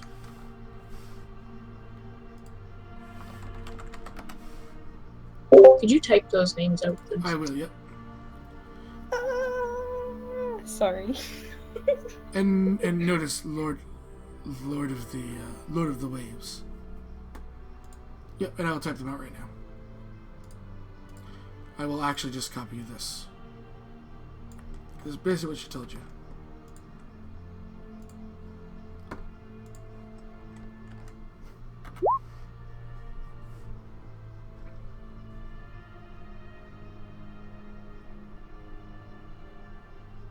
Fascinating. Yes, it is fascinating. As it is spring, we must make our pilgrimage. Where are you going? To the altar. The altar of Zephyros. It's days south of Ravensworth. It's a dangerous journey, but one we make every year. We'll head to the Earth Gift Shrine and then present our offerings for a bountiful spring. What kind of offerings? Hope your journey is successful. Tithings of seeds and stuff generally is what he asks of us.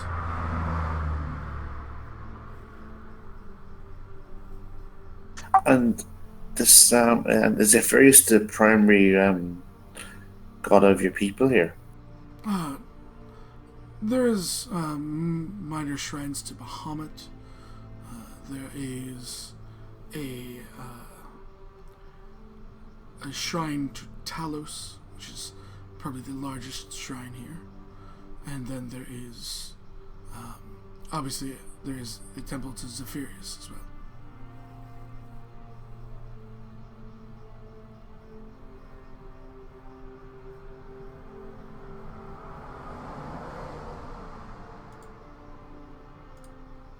A shrine to Talos? That is unusual. When you live and die by the sea, you choose to live generally. Yes. That does seem logical.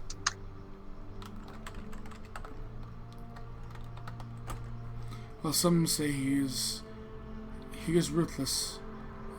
Most people believe he is ruthless to those without faith.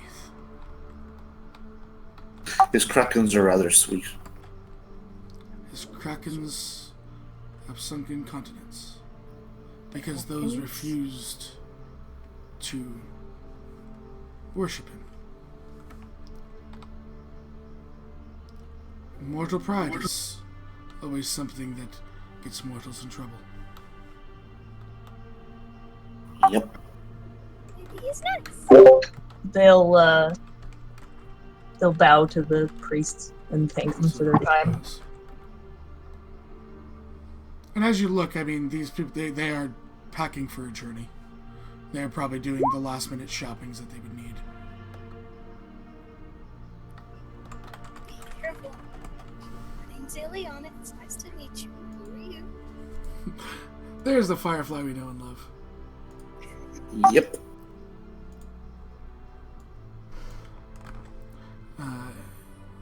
He responds.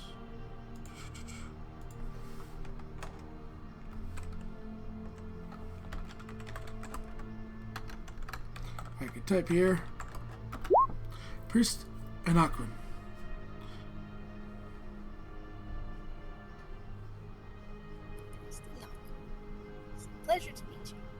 And don't worry, all these are in chat, so when you watch it back, you can put them all in your notes. Well, thank you. Kraken's just gonna stop watching now, Beth says. So, you guys make your way to the next shop on your tour. Beautiful, large.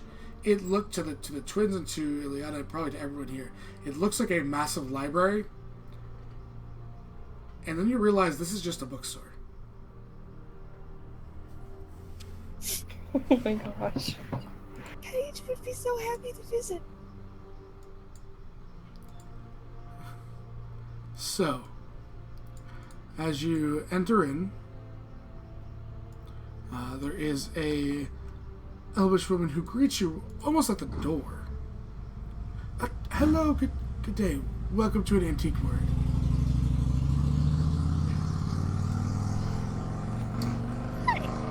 Hello, sir. Lovely to meet you.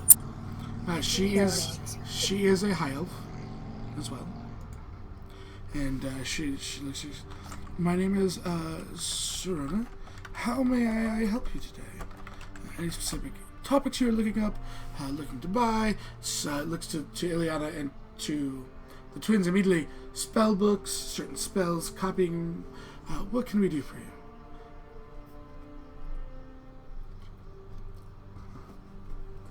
What kind of spells do you have? If it exists, we have it, dear.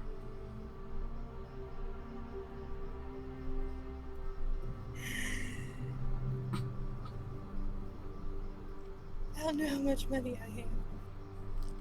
6,000 something. Okay.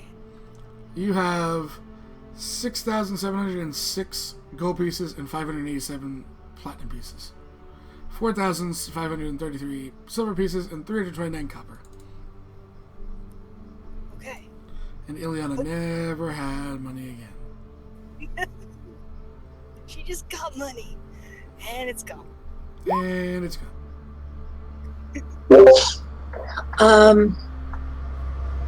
They are fascinated by spellbooks, but they did get a spellbook, which I still need details on. Yep. we need to-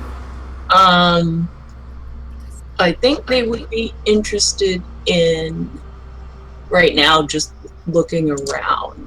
Oh yeah, there's. They want to see, So let me like, describe they're this most to you. interested in, like, local stuff, local history. So you guys are inside. You're in this massive. You ever seen a picture of the New York Public Library? Fish? Sorry. Have you ever sorry, seen a you're- picture of the New York Public Library? Yes. In the Yes. center, there's all these desks. And so you have that down the center of the first floor. In the center, there's this massive spiral staircase. And then there like are halls, like these little think of them as alcoves, but they're about like 30 feet deep, filled with bookshelves on each. And then there's a second floor and a third floor. So it's that 3 times. And each specific of these alcoves is dedicated to a certain subject. Like you look at the first one to your right, and it just says abjuration. Every book in there is abjuration. This first They're floor good. is all magic. They're going to go to the transmutation section. Yeah, the twins are standing at each other, and the first floor is about 15 feet tall. So there's 15 feet tall bookcases that, if you were to line them up next to each other, are about 90 feet long. They're just staring. Now, mind you, I'll tell you as they look. There's multiple copies of the same book in sections Oh, of because of course. stock, but there's still Yeah. a lot of books. I sense some heavy breathing from the twins. Yes, they're very excited. Would there be books on lore here? Books on what? You cut out. Sorry.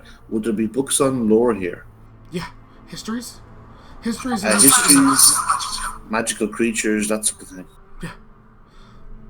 Tara will zip off to that section. Which one? There are 3 different sections. We'll start with. She will work her way progressively So through. you'll have histories as one, which are only written accounts of history. So there's no myths or legends involved in those books. You have books of myths and legends, which are a separate section. And then you also have, like, it's under creatures, but there's magical beasts, all sorts of things. Excellent. I'm going to make up a list. And that will take us... Kieran, are you interested in any of the books? Kieran would like to go to the recipes places. Yes, there is an entire, like, cooking section. Kieran will go over there and look at their native recipes, based mostly on the fish. Mm-hmm. And Ileana. Hi. You said that there was spell books? Do they sell parchment too? Yes. Ah, cool. Can I get is there like I don't know if their stationery is any different from pages. She would ask because she had mentioned that the bookstore where they live is called Pages, and they have like these different kind of parchments. Sometimes they have quills that have a little different ink to them. Yeah, they have a whole selection of inks, different style parchments. You know, even some it would look like that you could do a spell scroll out of. That quality, yeah, they have. It's all behind like that central kind of desk. That's amazing.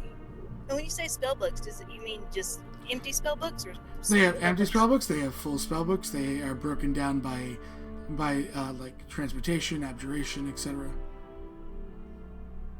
Oh.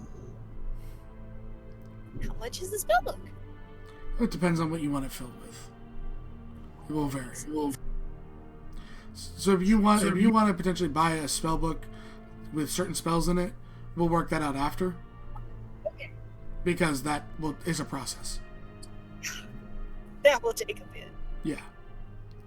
But she would buy some like inks and Yeah. some fancy inks, and then some parchment that you could tell that's like it's from this region. Yeah. She could So make- they'll get you a bunch, and we'll deal with that after. Instead of trying to price it out right now. Is she looking for any other books? Books wise, she would probably go and try to find. There's some like about fantasies, there's histories, there's everything. This is like Ileana's home turf. It's like her mom's shop, but massive. It's fantastic. Everywhere. She would go. I guess she would go and get some about the religions. See what they have. Are you looking about like general religions, or are you looking about Yedria specific religions? Yedria specific religions. There is a book titled A Tale of Four Brothers. And it is, quickly looking through it, because you're not allowed to just sit here and read forever, because it is a shop. Yeah, that makes sense. However, in speaking to her, there is actually like a straight fee where if you were here for a while, you could come in and just read for 16 hours a day. It's about 12, sun up to sundown. But you could read. And you pay like a flat fee, you don't get to bring the books home with you, but you just sit here and read. Whatever book you wanted to. Oh, it's fantastic.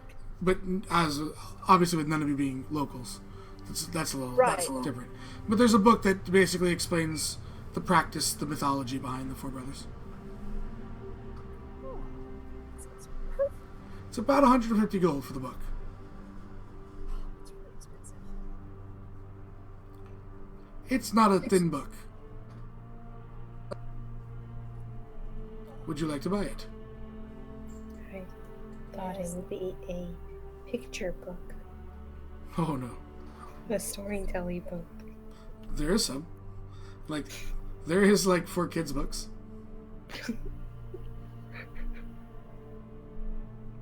So yes, Firefly, or no? Yes. I already knew the answer to that. I should have taken them off. Okay. Oh, no. There we go. So 6. Okay. Alright. We'll go then to the twins. Is there any books that you're particularly trying to buy? Well, they definitely are interested in looking at the magic books, but given that I'm not sure what I already am in the process of learning, they will. I think they would like a similar book that Ileana got. Mm-hmm. Also, they would like to find a kid's book, like fairy tales, but local stuff that's told. There's a number of there's a children's section, Mm-hmm. and it's about double the size of the room you were in previously. Yeah. And it's kind of broken down into there's probably the first book that pops into your eyes as you're looking.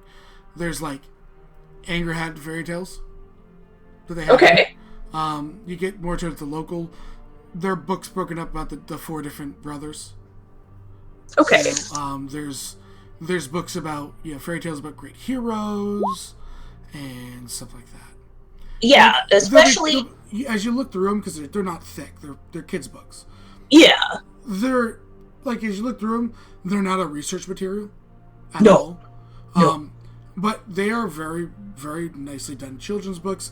They all have the moral to the story that just encompasses whether it be a god, the Angerhead one is about relying on yourself and pulling yourself together even in the face of bad.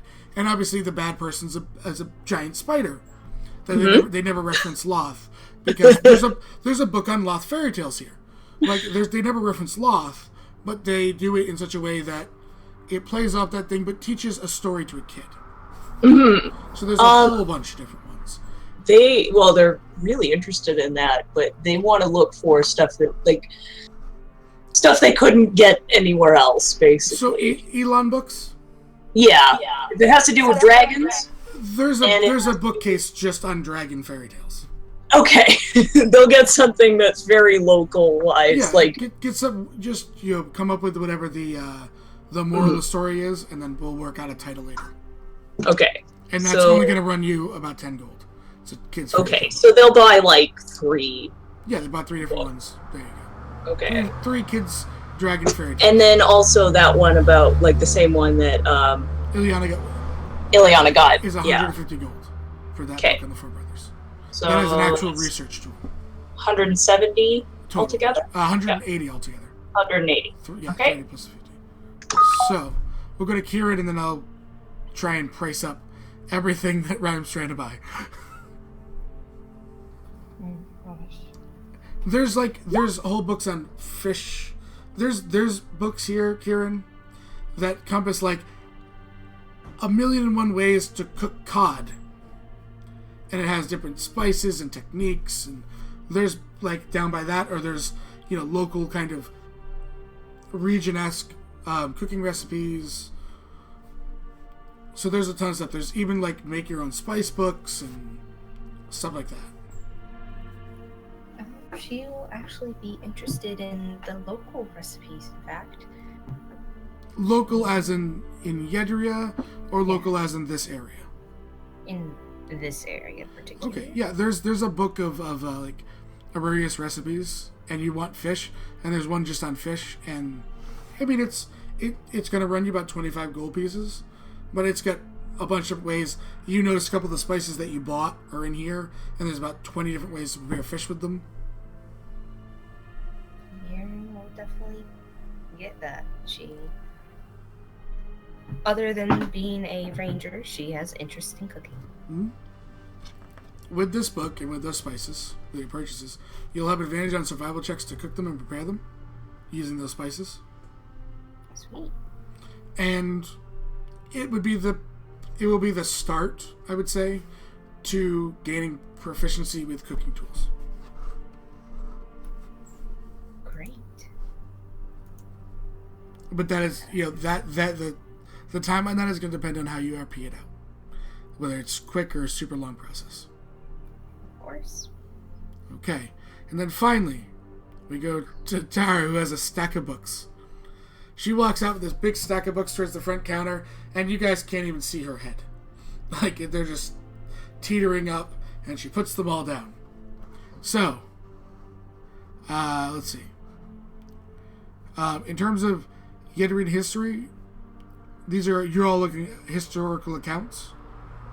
Yeah. The book on religions in the 5, which are the Yedra specific religions, is 150 gold pieces. Okay, yep, we'll mark that one off. Cultures, there would be a book on each kingdom. There would be a book on considered the wild races. Those are going to run you about 100 gold pieces each. So that would be 1, 2, 3, 4, 5. There'd be 5 just on current cultures. Okay. 6 because the nomadic peoples.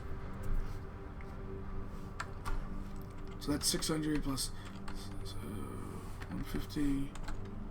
So those right there, that takes you to 750 gold pieces in books. The history of Yedra is there is a book. It is thick, and it is called The Rise and the Fall of the Chromatic Queen, and it's 250 gold pieces. Done. Yep. Okay. You're gonna have to remind me about all these so I can use eventually. Oh, I'm writing them onto the sheet as I'm going. History of Yedra and its dragons. That's kind of in the history of Yedra. Dragons of Infamy is a whole different book. And I figured it might be. About 350 gold pieces. Yeah, that seemed like a thing I might want to have, given the reaction. And there's a book on giants. It's not like a complete. They seem not to be super common here. Like they don't have. It's not going to give you every detail about giants, but it's kind of like an explorer's guide to giants. And that's only 50 gold pieces. Buying that one too?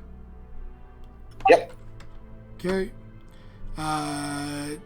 Teotith, they have a book on guardians of ancient temples.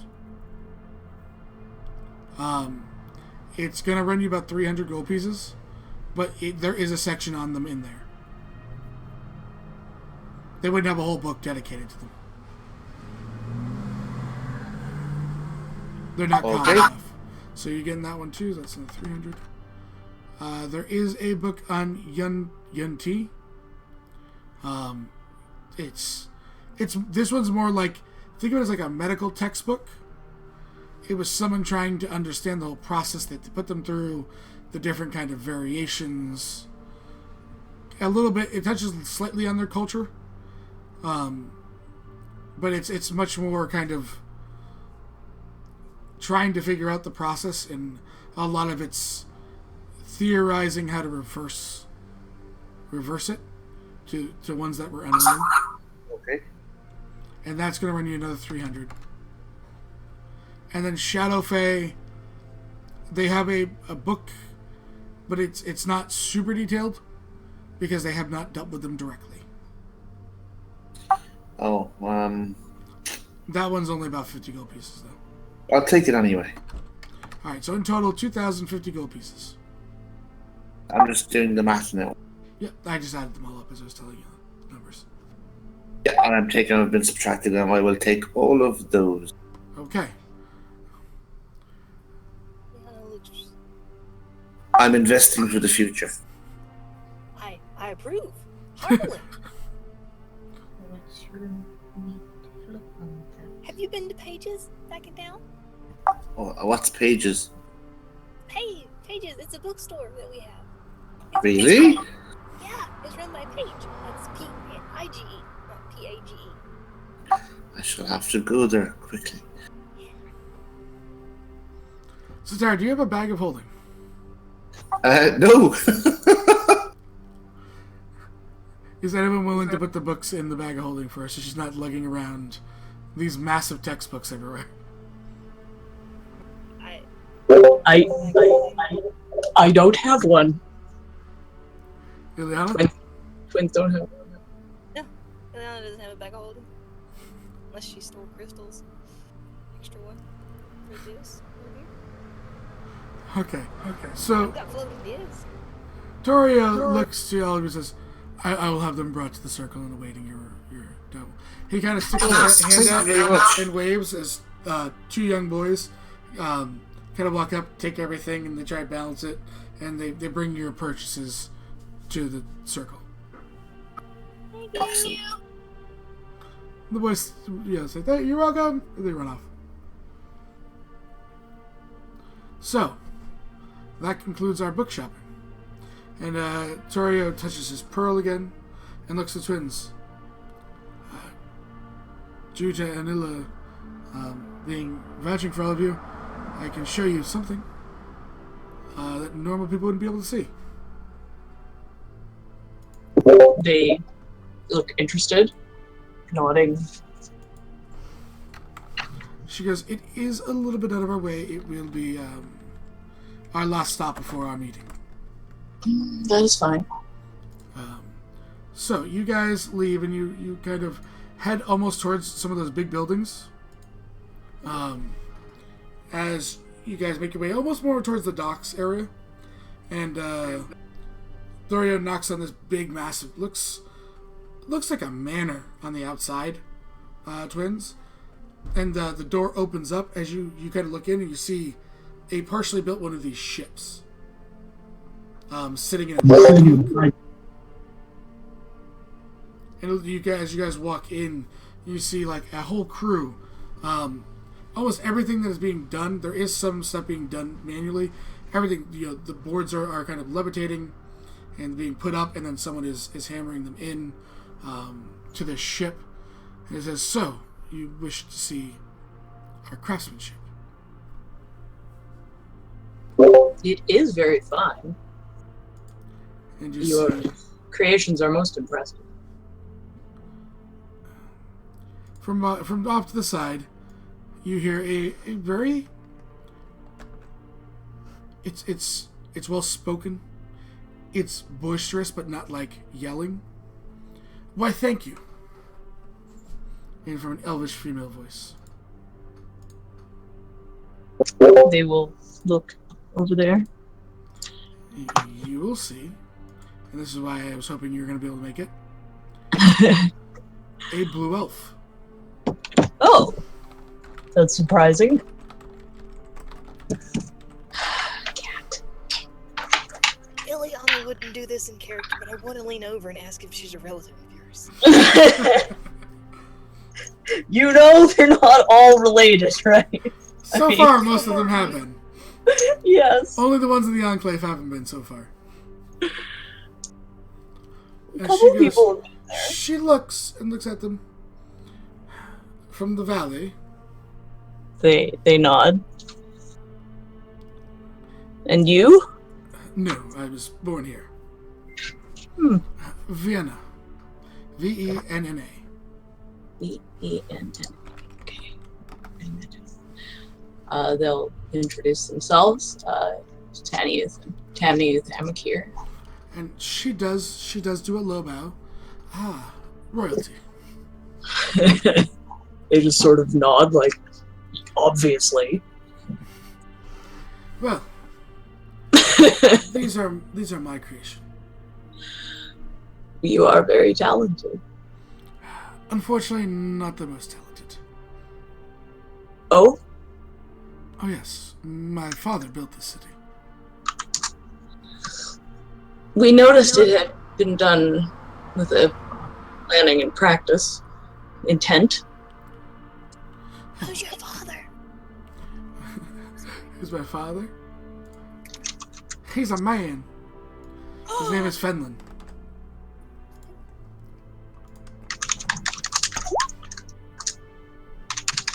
Thank you. You're welcome. How old is this city then? Only about 700 years. This is life's work.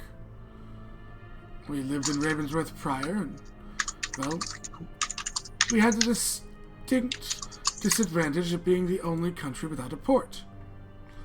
My father, who just finished the Imperial Palace in Ravensworth, decided that he would make it his life's work to create this. A single vision with a massive army of builders. It is truly magnificent. We have finished rebuilding the Temple District in Penrith. However, it was an extremely complex project. We cannot imagine building an entire city.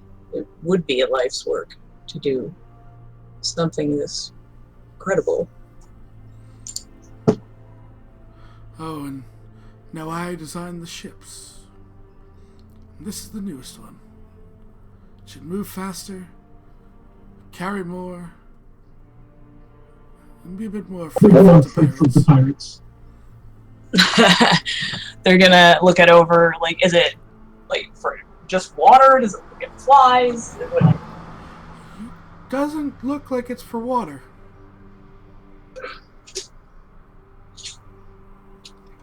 It's an airship. Looks like it might be. I designed our initial ones with my father's help. It was my birthright, we'll call it, based on our older designs. And then we decided, what do dragons have over us? Sky. And this will fly. They look really interested. You've tested it? We've tested a smaller one. It worked, though it only for a person. What do you use to make it fly? Yeah, they want to look it over. Can I? She roll an smiles. Arcana? You can, yeah, you roll an Arcana. She just smiles and goes, trade secrets. 18. 18, you know, there's a bunch of different magical things, and it's not fully enchanted, so you're not quite sure how they're going to make it fly. However, looking at some of the stuff they're using, and looking now better, I would say I give it to you because you're looking Arcana. You were looking for magic, and there is an inherent magical ability in the ore. Much of the reason that they wanted the Erda Toll was Mithril. Mithril in our world, now in D&D world, normal D&D, Mithril is the same weight as everything else. That makes no logical sense to me based on what it does. Mithril is near lightless. It is almost no weight at all. So everything they have made has been out of Mithril. Every rivet, every beam of steel is made out of Mithril. And you look, and the wood is not normal wood either. Sorry? The wood is different. It's a different wood you've never seen before. They'll ask about the wood. I can't tell you the name, but I can tell you its properties. Is that okay with you? Yes, of course. It is of a super lightweight as well, and she kind of grabs what looks like a full-size log you throw in a fire. And those things weigh about at least 10, 15 pounds. Yeah. And she huzzes it with no effort towards the twins. You catch it. It's maybe a quarter of a pound. They're absolutely fascinated by it. They start chattering really quickly in this bizarre way. And as they look it over, and she kind of understands that you're both architects and designers. So she's allowed you to come in. She can't give you trade secrets because which they totally understand. The twins wouldn't give them either. No, it's harder than normal you'd think too. The density of the wood, like in terms of like for a defense aspect, is beautiful. And then she goes she's hold that out for a second, and she answers Ileana's question as she was about to do, and throws a firebolt at it, hitting it, and it just nothing.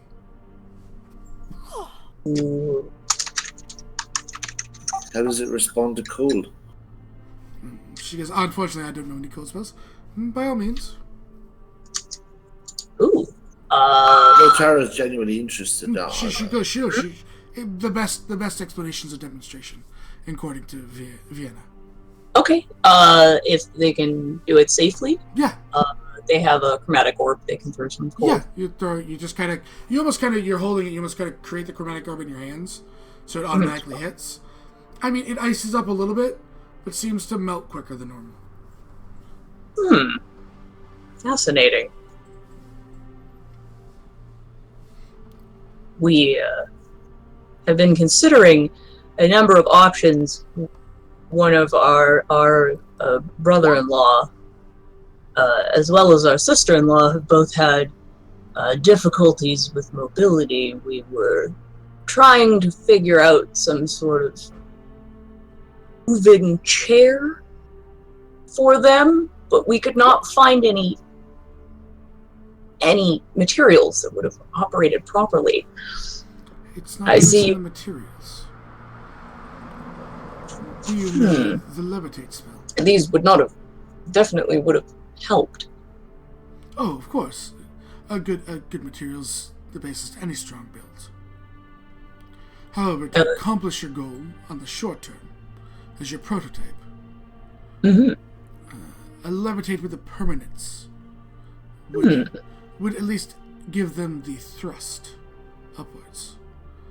Moving through and forth could be, you're now weightless, can be done with a simple mage hand. It would take some ability, but in terms of your first prototype, that might be a place to start.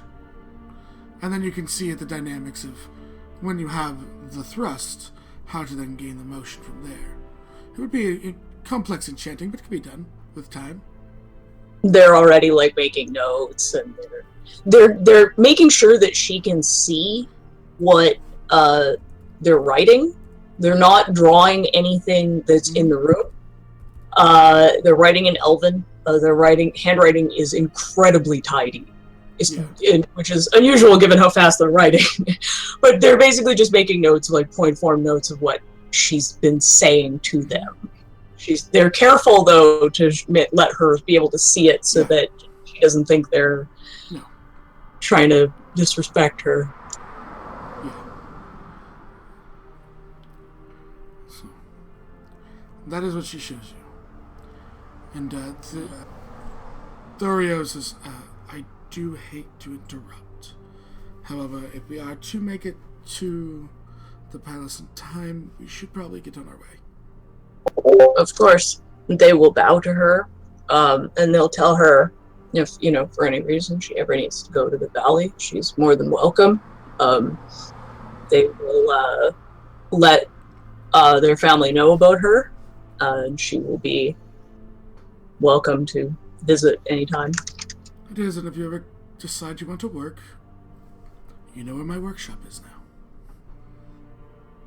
That is the best that she can offer. She doesn't have any notice. Oh, of course. Oh, no, they're very grateful. So where's the part of the city that's blown up? No one's blown up as part of the city yet. So, do you guys get back on one of these skiffs as you guys kind of make your way up?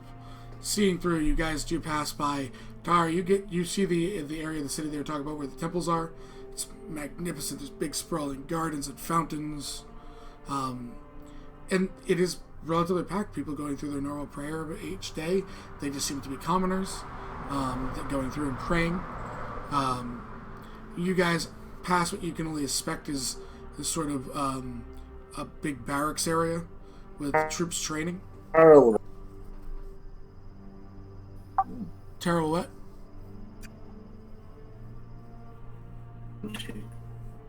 No.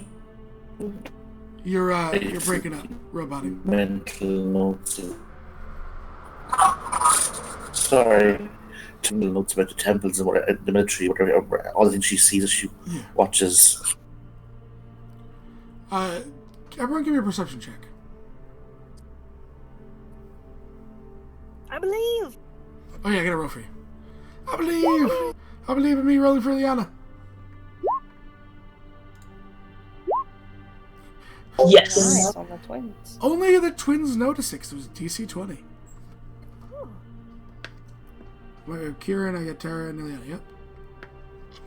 Twins, as you're watching these people spar as you're going by, you swear you see someone swipe a blade out from about 30 feet away, and this blast, what you recognize as Eldritch Blast, comes out of this blade and attacks a dummy. In a single swipe. Ooh. And then, you're moving at a good pace. You're like, what? And no one else can kind of see it as you look. Fascinated. How did they get that to come out of Blade? And then they start talking to each other in their weird language again. Eventually, you guys do arrive upon this. You notice that in a second, you know, it looks like you're about to come to the dead end, and one of you probably stands up expecting to disembark. Please stay seated for now. As you reach this small circular pool at the end, and there's no way to go forward, the boat begins to levitate upwards, and you then kind of levitate slightly to the side, and you go onto this other channel, and you begin to keep moving towards the palace. Kieran probably would have held on tightly. A little freaked out. Yeah. They just think this is amazing. That's so cool. Is there a cliff underwater to keep it to maintain the flight speed with it? How do you get it to change directions into a different channel? Personally, I do not know the interactions of magic. I am merely sort of a welcoming person. That is not something that I was ever allowed to speak about or learn. Some secrets are meant to be secrets. I do apologize, Liliana. I'm sorry you weren't allowed to learn. That's terrible. As you guys kind of make your way up this channel, you realize that the boat in the channel starts to turn in, and you guys kind of come to this waterfall that is normally as you approach it sort of parts, and you come through this small tunnel as you arrive in this kind of large central pool with steps up to the central palace. And the skip stops. He says, "Very well then, I shall walk you to the captain, and then that is where I will be waiting for you out here when you are done to bring you home." They get themselves all tidied up. Mm-hmm. So, you see a very beautiful half-elfin woman in more. You saw the armor on the guards that were vanilla. You saw the regular city guards that are wearing almost no armor. This is almost like what you'd expect ceremonial robes and armor to look like. And she walks down towards you. And she is now comes in. She bows to all of you first. Will bow in return. They'll bow back. I am Guard Captain Pezlira Eno, and I am typing that up for you.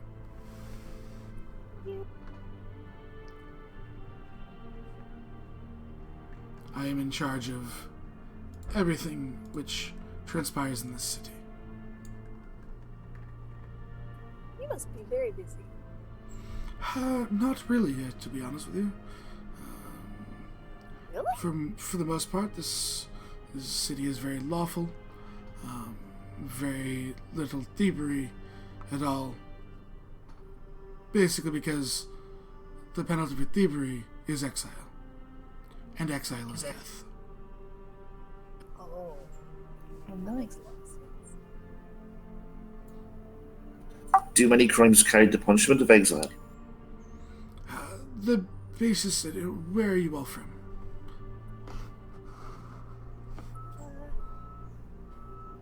Southern Chain originally, and now bitter. Where are you from? I am from here. However, We're- I was born and raised here. We are of the Sigiswaras Valley. To be exiled from there is also death on the frozen tundra. And she looks to Tara. I am Tarielesque, came from the Drakenol originally. She nods, and she looks to Kieran. I come from a simple desert in the continent Laika, the Moaning Desert. To answer your questions, most crimes which you would see punished by years in jail, we exile for. A few of the major ones we will put to death ourselves, such as murder, rape, kidnapping. Very minor crimes, such as disputes, disorderlies, are generally done with service. But a vast majority of our crimes do fall under the punishment of exile. Because at least it gives them a fighting chance.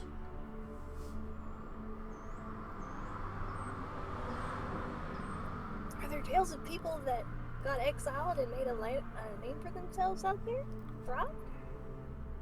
And thrive? No, they will join one of the wild races or potentially survive for a number of years hiding. But eventually, everyone's luck runs out with the beasts that prowl outside the gates. The center of Isidra is uninhabitable Why? because of dragons and dragonkin. Where you might see your normal sort of predator as a bear in the woods, ours is a wyvern.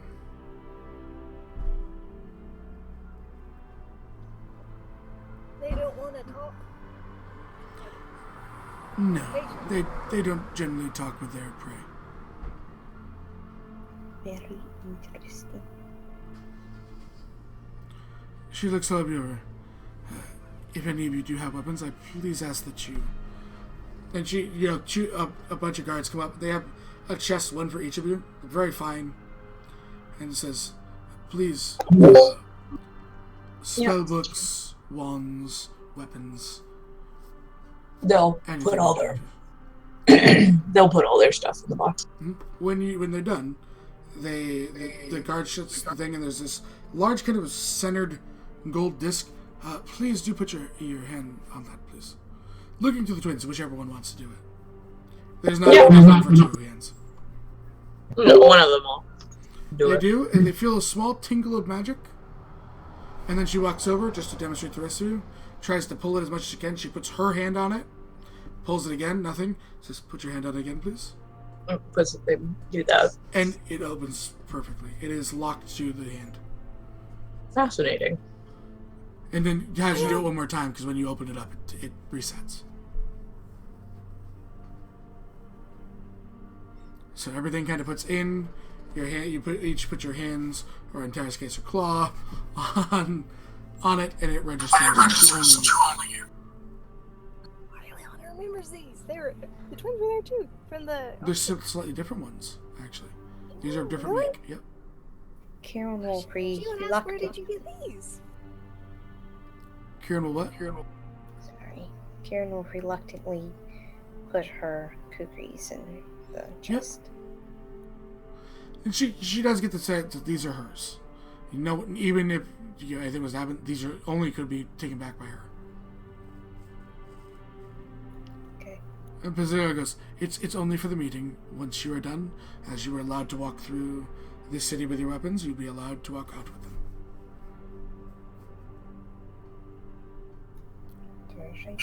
Tara will ask, as a matter of etiquette, is she let to keep her holy symbol around her neck? She is.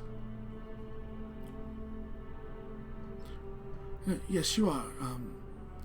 That is, well, be it a focus, it is still allowed to enter. Thank you. I just wanted to be certain. Mm-hmm. And she kind of turns and then leads you towards the up into this sprawling. It is beautiful. The twins. This is like nicest home, if not nicer. It's beautiful. It's well crafted. there's a number of statues. You see that the left side seems to be all heroes, and the right side there's much fewer statues, but it seems to be of each person, whether it be an emperor or a like person that has overseen the city, and it seems to be of those individuals. Interesting. There is not as many servants as you'd expect, actually. There is a few, but there seems to be, various halls which are not in use. And Zero will say, if you were here on official business, in terms of like a treaty or visiting, those are, and that'd be where ambassadors stay. She mentions the other side, where large merchant companies that we choose to do business will stay when they're in city. And she walks It's lovely. What's that? Oh, they're just commenting on how nice it is as they go. You walk up this kind of, it's about 10 steps to these large double doors, and she goes, in here, she is not your regent, she is not the emperor. Her title is Speaker. You will address her as Speaker. Or Speaker Willella also. It is a matter of manners for us. Her advisor can simply be referred to as Adaro. And outside of that, there is no bowing that is necessary or anything like that. You are not citizens. Bill. If we forget, I apologize in advance. It is. It's only seen as rude. It is not seen as any sort of crime or punishment. Okay. And she will then kind of... You watch as two guards come around her. They open the doors. And she steps in, announcing the guests from Azora hailing of Penrith. And she kind of steps to the side as you all to enter. So you guys enter this large room. It looks there is definitely a seat for what seems to be her at this point, but you figure if the Emperor was here, he would automatically bump her out, as monarchs go and stuff like that. He also is a smaller chair with a male individual. So the male individual first will stand. You realize he's human. He's one of the first humans you really see here. As he steps up and you guys can see him. His name is Dario Esser. Welcome! I am the Speaker's advisor when it comes to magic. And he looks to Tara, knows the lily symbol, and he nods. Platinum blessings to you. And to you, sir. He says, I am here as a scribe and as the other half of the defense, motioning to the guard captain.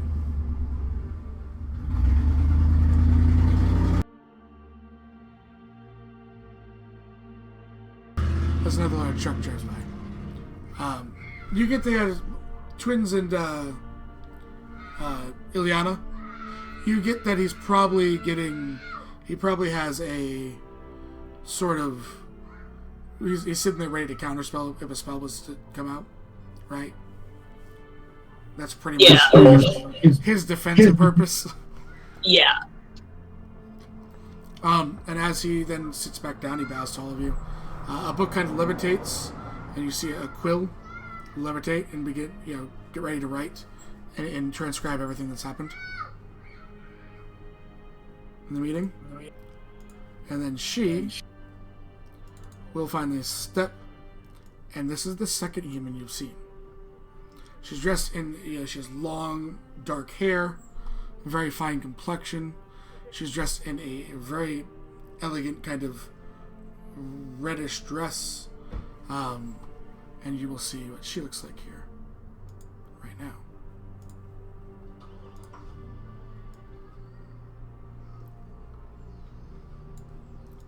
And she stands up It's just thank you, all of you, for coming on our invitation.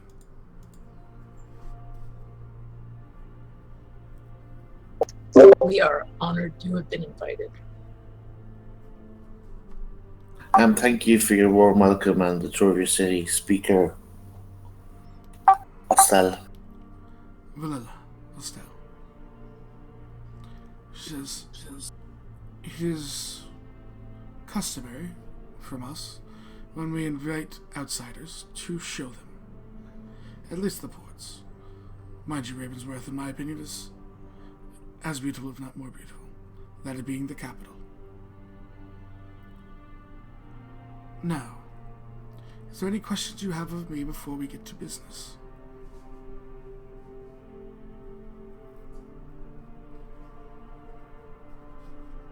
I believe we have. Do you have any needs that we could assist you with? That is why you are here.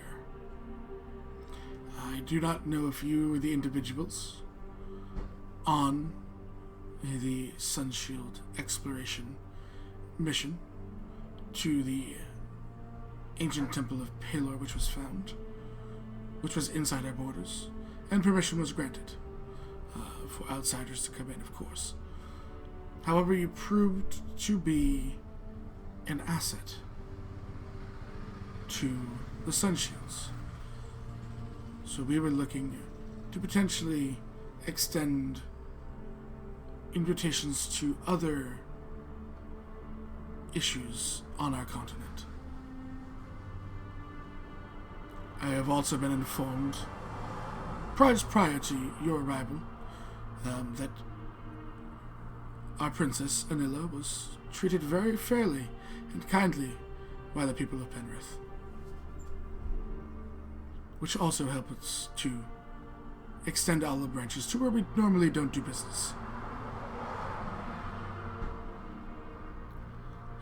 You're listening very attentively.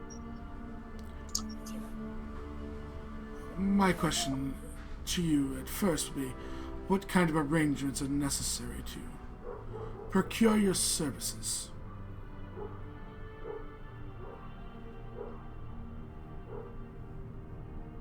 Sorry, what was that? What kind of arrangements are necessary? Like, what do you as adventurers need? We often are, there are a number of bounties around the town which arrive with requests for groups to assist. Those are often quite effective. We do know rather a lot of people. If you required someone specific, we could arrange for that. We have contacts in the valley as well. Interesting, very interesting. She looks, says, and when you are here, you obviously require lodging. Imagine if people were going to do a bounty over here instead of back over in Penrith, but they would need at least a little bit of it, since it's so far away, help with being able to transport. Transportation, excellent. Transportation and lodging, which we can provide. Otherwise, most expect a small amount of payment. Sometimes the offer is simply that you can keep whatever is found in the area, should there be anything valuable expected, or the person who puts up the bounty will provide a fee. Oh, yes. Money is easily to dispense. As was... So is that in your culture? Is that something that is negotiated, or is that something that is posted at front? It seems they do a little of both. If the posted fee is deemed unfair, or should the event become more difficult than expected, it is appropriate to negotiate. However, most accept the posted fee, and most posted fees are quite fair. She They, nods. they represent the events that the adventurers are undertaking. She looks to her advisor and speaks again in a language that none of you understand. Twins, you didn't see this before. It seems to be like a sub-dialect of Common. Probably native to the area. Okay. And she There looks, they have this very small conversation in it. And she looks back to you.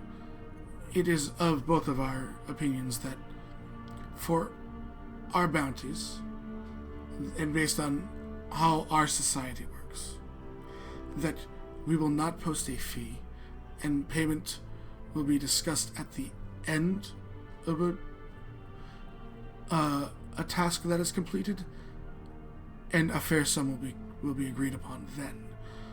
In our society, if you pick up a job for 100 gold pieces, and that job costs you 10,000 gold pieces, you eat it because you accepted it. Your word is your bond. So, to bridge the two cultures, we agree that is what would work best to keep any potential disagreements or I would aside. I would ask that you make a note of that. Even if a written arrangement can be agreed, that payment will be made at completion of the task. That the person that would be hired would receive it anyway, so they can't be said that if you don't understand that they would have some protection from in that situation. Yes.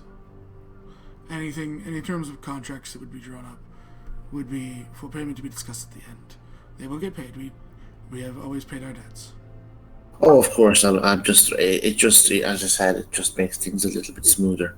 Not everybody works in different ways. If you know what I mean. We will make sure that it is noted on every bounty we send. Oh, if there's anything particular to an area where they're going for a bounty that you don't want them to do, or would you like to be mindful of it, would be helpful to include it? Normally, you would, based on where teleportation circles lie here, you would have to be in one of our cities, and if you'd have to venture out from there, then you would meet and you would give any specific information would be given by the agent that meets with you.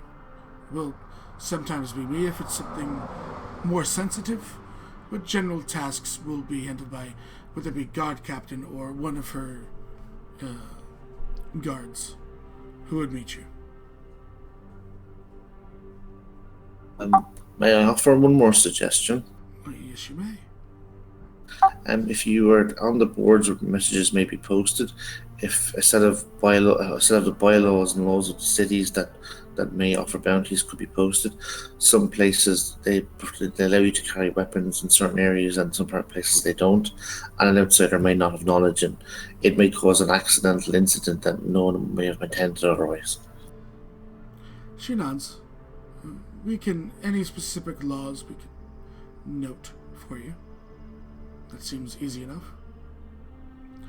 She looks to everyone and she says, then we have those in agreement. There is one other nature, as I assume that as you gain renowned here, the other countries of Yedria will require your service. It is for our working relationship with your adventuring community that secrets that you may be privy to or information about our cities, defenses, creations are not spoken about to other countries. So, don't Of course. spies. Correct. The punishment for treason is not exile. Death. Correct. And not a pleasant one. Not one I've ever had to levy, not one I hope to ever have to. Our family would be most disappointed in us if we should be accused of such a thing. She nods. She goes, I do not want to see anyone die. We have built a great society here, and especially in this city, and I would rather not sully it with blood.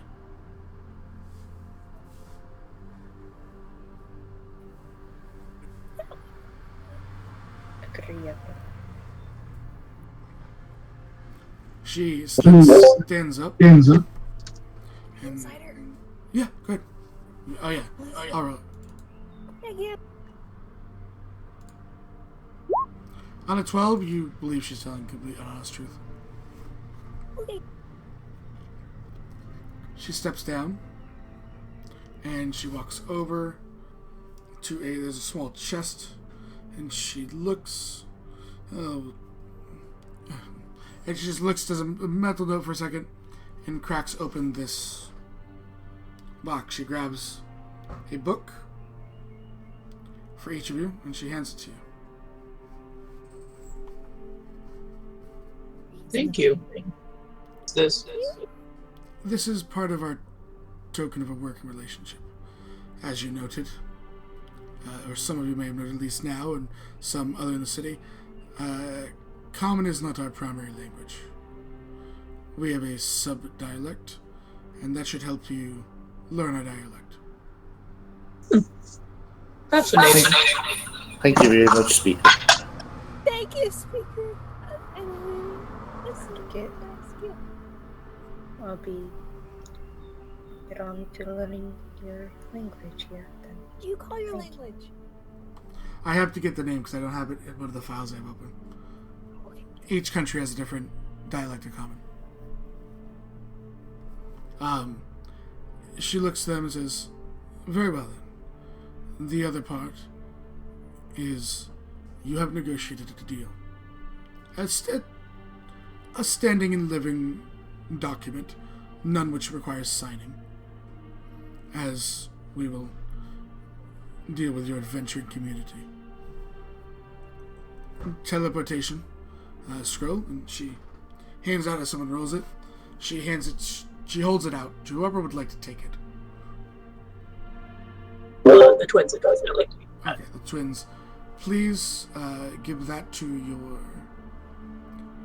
your teleportation service in Penrith. They will allow you teleportation to here at first. As you gain renown, we'll eventually give you a sickle for Ravensworth. But Thank that you. is for here in Old Haven. This way you won't have to have poor Donnan send you every time.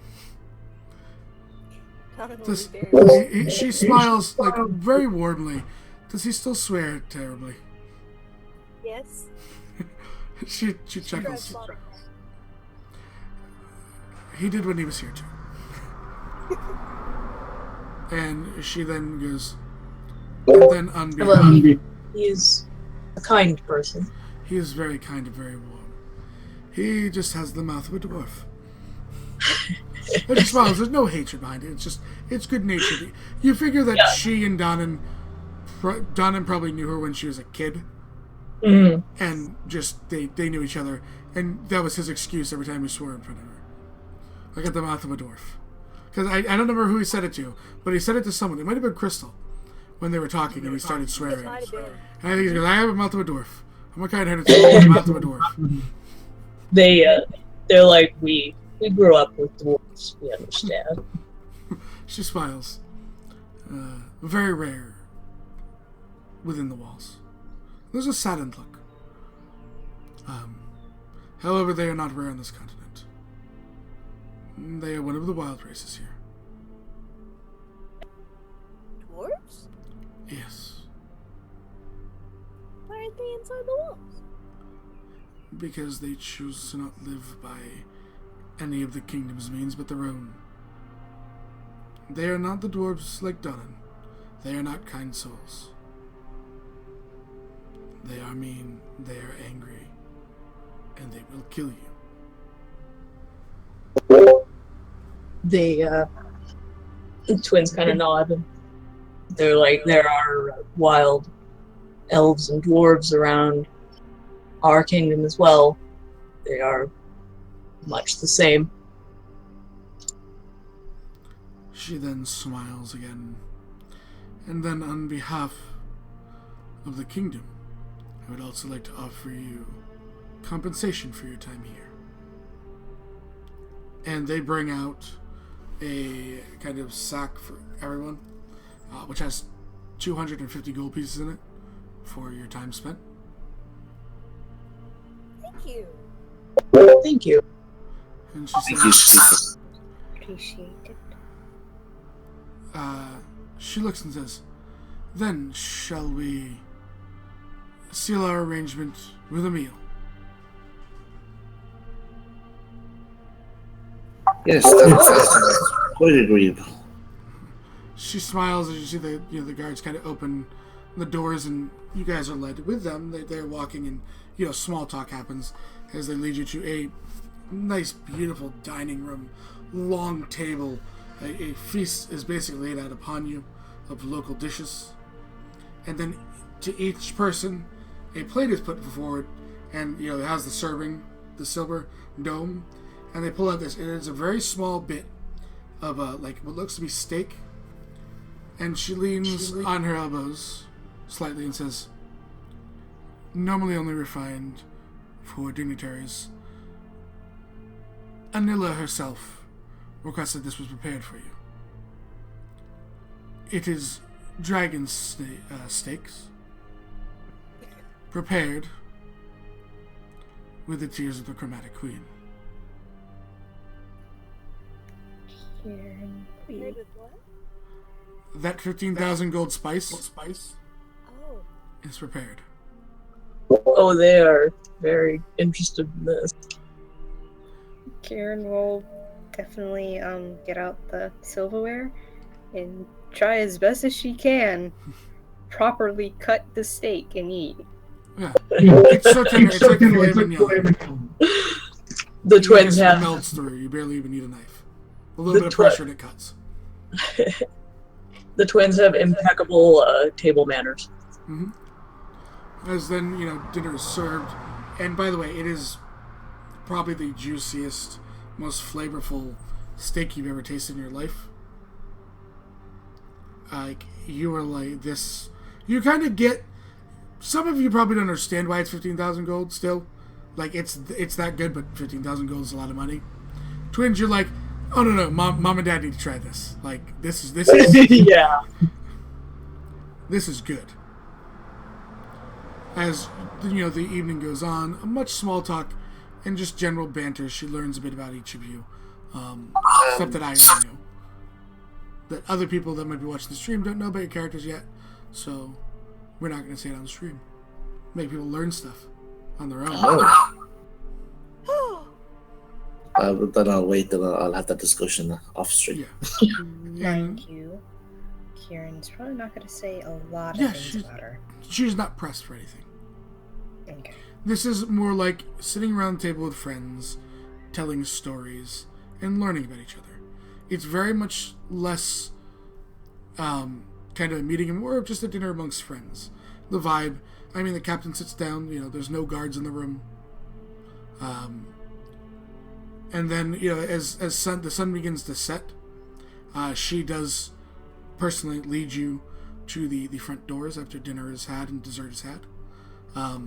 And you guys kind of see as the sun sets, twins, as you would expected, you see the red kind of bounce off and be reflected off the actual architecture of this. And you watch as these waterfalls turn this, like, sunset red. It looks like the sunset is pouring down the waterfalls as you guys are then put back into the boat. Thorio, answers any of your last questions, as then you guys return to Penrith. Can I roll a calligrapher's tools for a sketch of the waterfall? Oh yeah. See how well I do. That was not good. It was not. They'll have to come back and see it again. It's that the ship was bouncing. too Exactly. much. That's it. Yeah. They were slightly too full from the meal. They ate a little bit too much. Yeah. But they haven't burped because they have the impeccable table manners. But that one burp would have made it all better. That's exactly where they are right now in life. Yeah. Exactly. It's you can't use ink on a moving boat. That's it. Yeah. So, Ileana would ask, it was Ario, right? yeah, That was with us? Therio. Theria. You would ask him if he had a good supper. And he said, I did. I heard you had a banquet. And he just kind of smiles towards Kieran. You did get to taste it, didn't you? Indeed, Was it worth it? it was very worth it. I think I'll be saving my coat to come back and get that spice. He smiles. Hopefully you'll make enough. I have faith in myself. He smiles, and so does she, apparently. As you guys arrive back at the kind of outermost building, coming through, you see that there are, on the picture on the map, there are 4 statues. However, there are 3. One of them is depicted of a paladin. One of them is depicted as a female, seems like a mage. And one of them is depicted with a lance. With a witch? Sorry? A lance. Polearm. Okay. There are 3 massive statues that stand on the outside, the very northern end. They will ask about them. Those are the 3 heroes. Points to the paladin, Cecil, and some people are going to get their reference anyways. Points to the mage, Rosa, and then points to the man with the polearm, Kane. Sorry, what was that? Kane, K-A-I-N-E.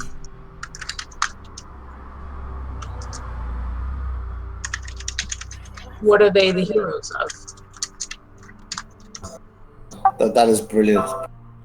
And it's just they destroyed Tiamat. They led the Edder to its freedom. And while Rosa may have originated from our kingdom, we pay homage to Cecil, and we pay homage to Kane, regardless of how political ties may be. At time to time, they still gave us our freedom. Kane is from Samal, and Cecil, I have to look at my notes. Off the top of my head, I can't remember.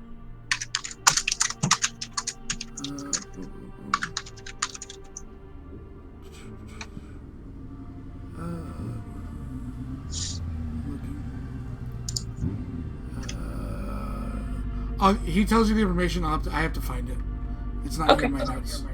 Okay. When you said that there's 3 of 4 statues there, does that mean like there's 3 full ones and then a 4th one was destroyed? No. On the map. There's 4 statues. Like as you're looking at it, there's only 3. Oh, okay.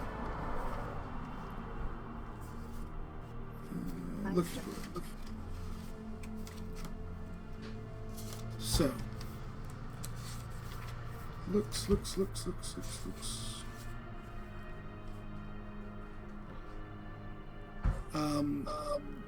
they get time? Phew. Cecil is from. Here we go.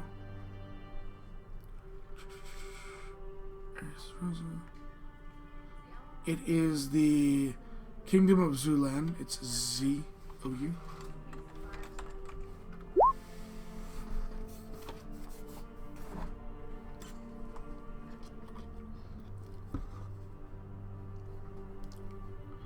You know, he just slowly walks you guys back up.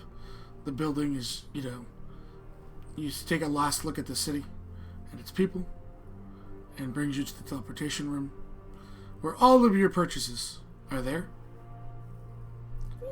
And sends... So many books. And yes, so many books.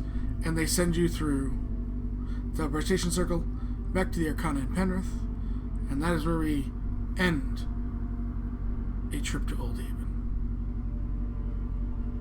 So we'll say Thanks for Bye, Twitch! Bye.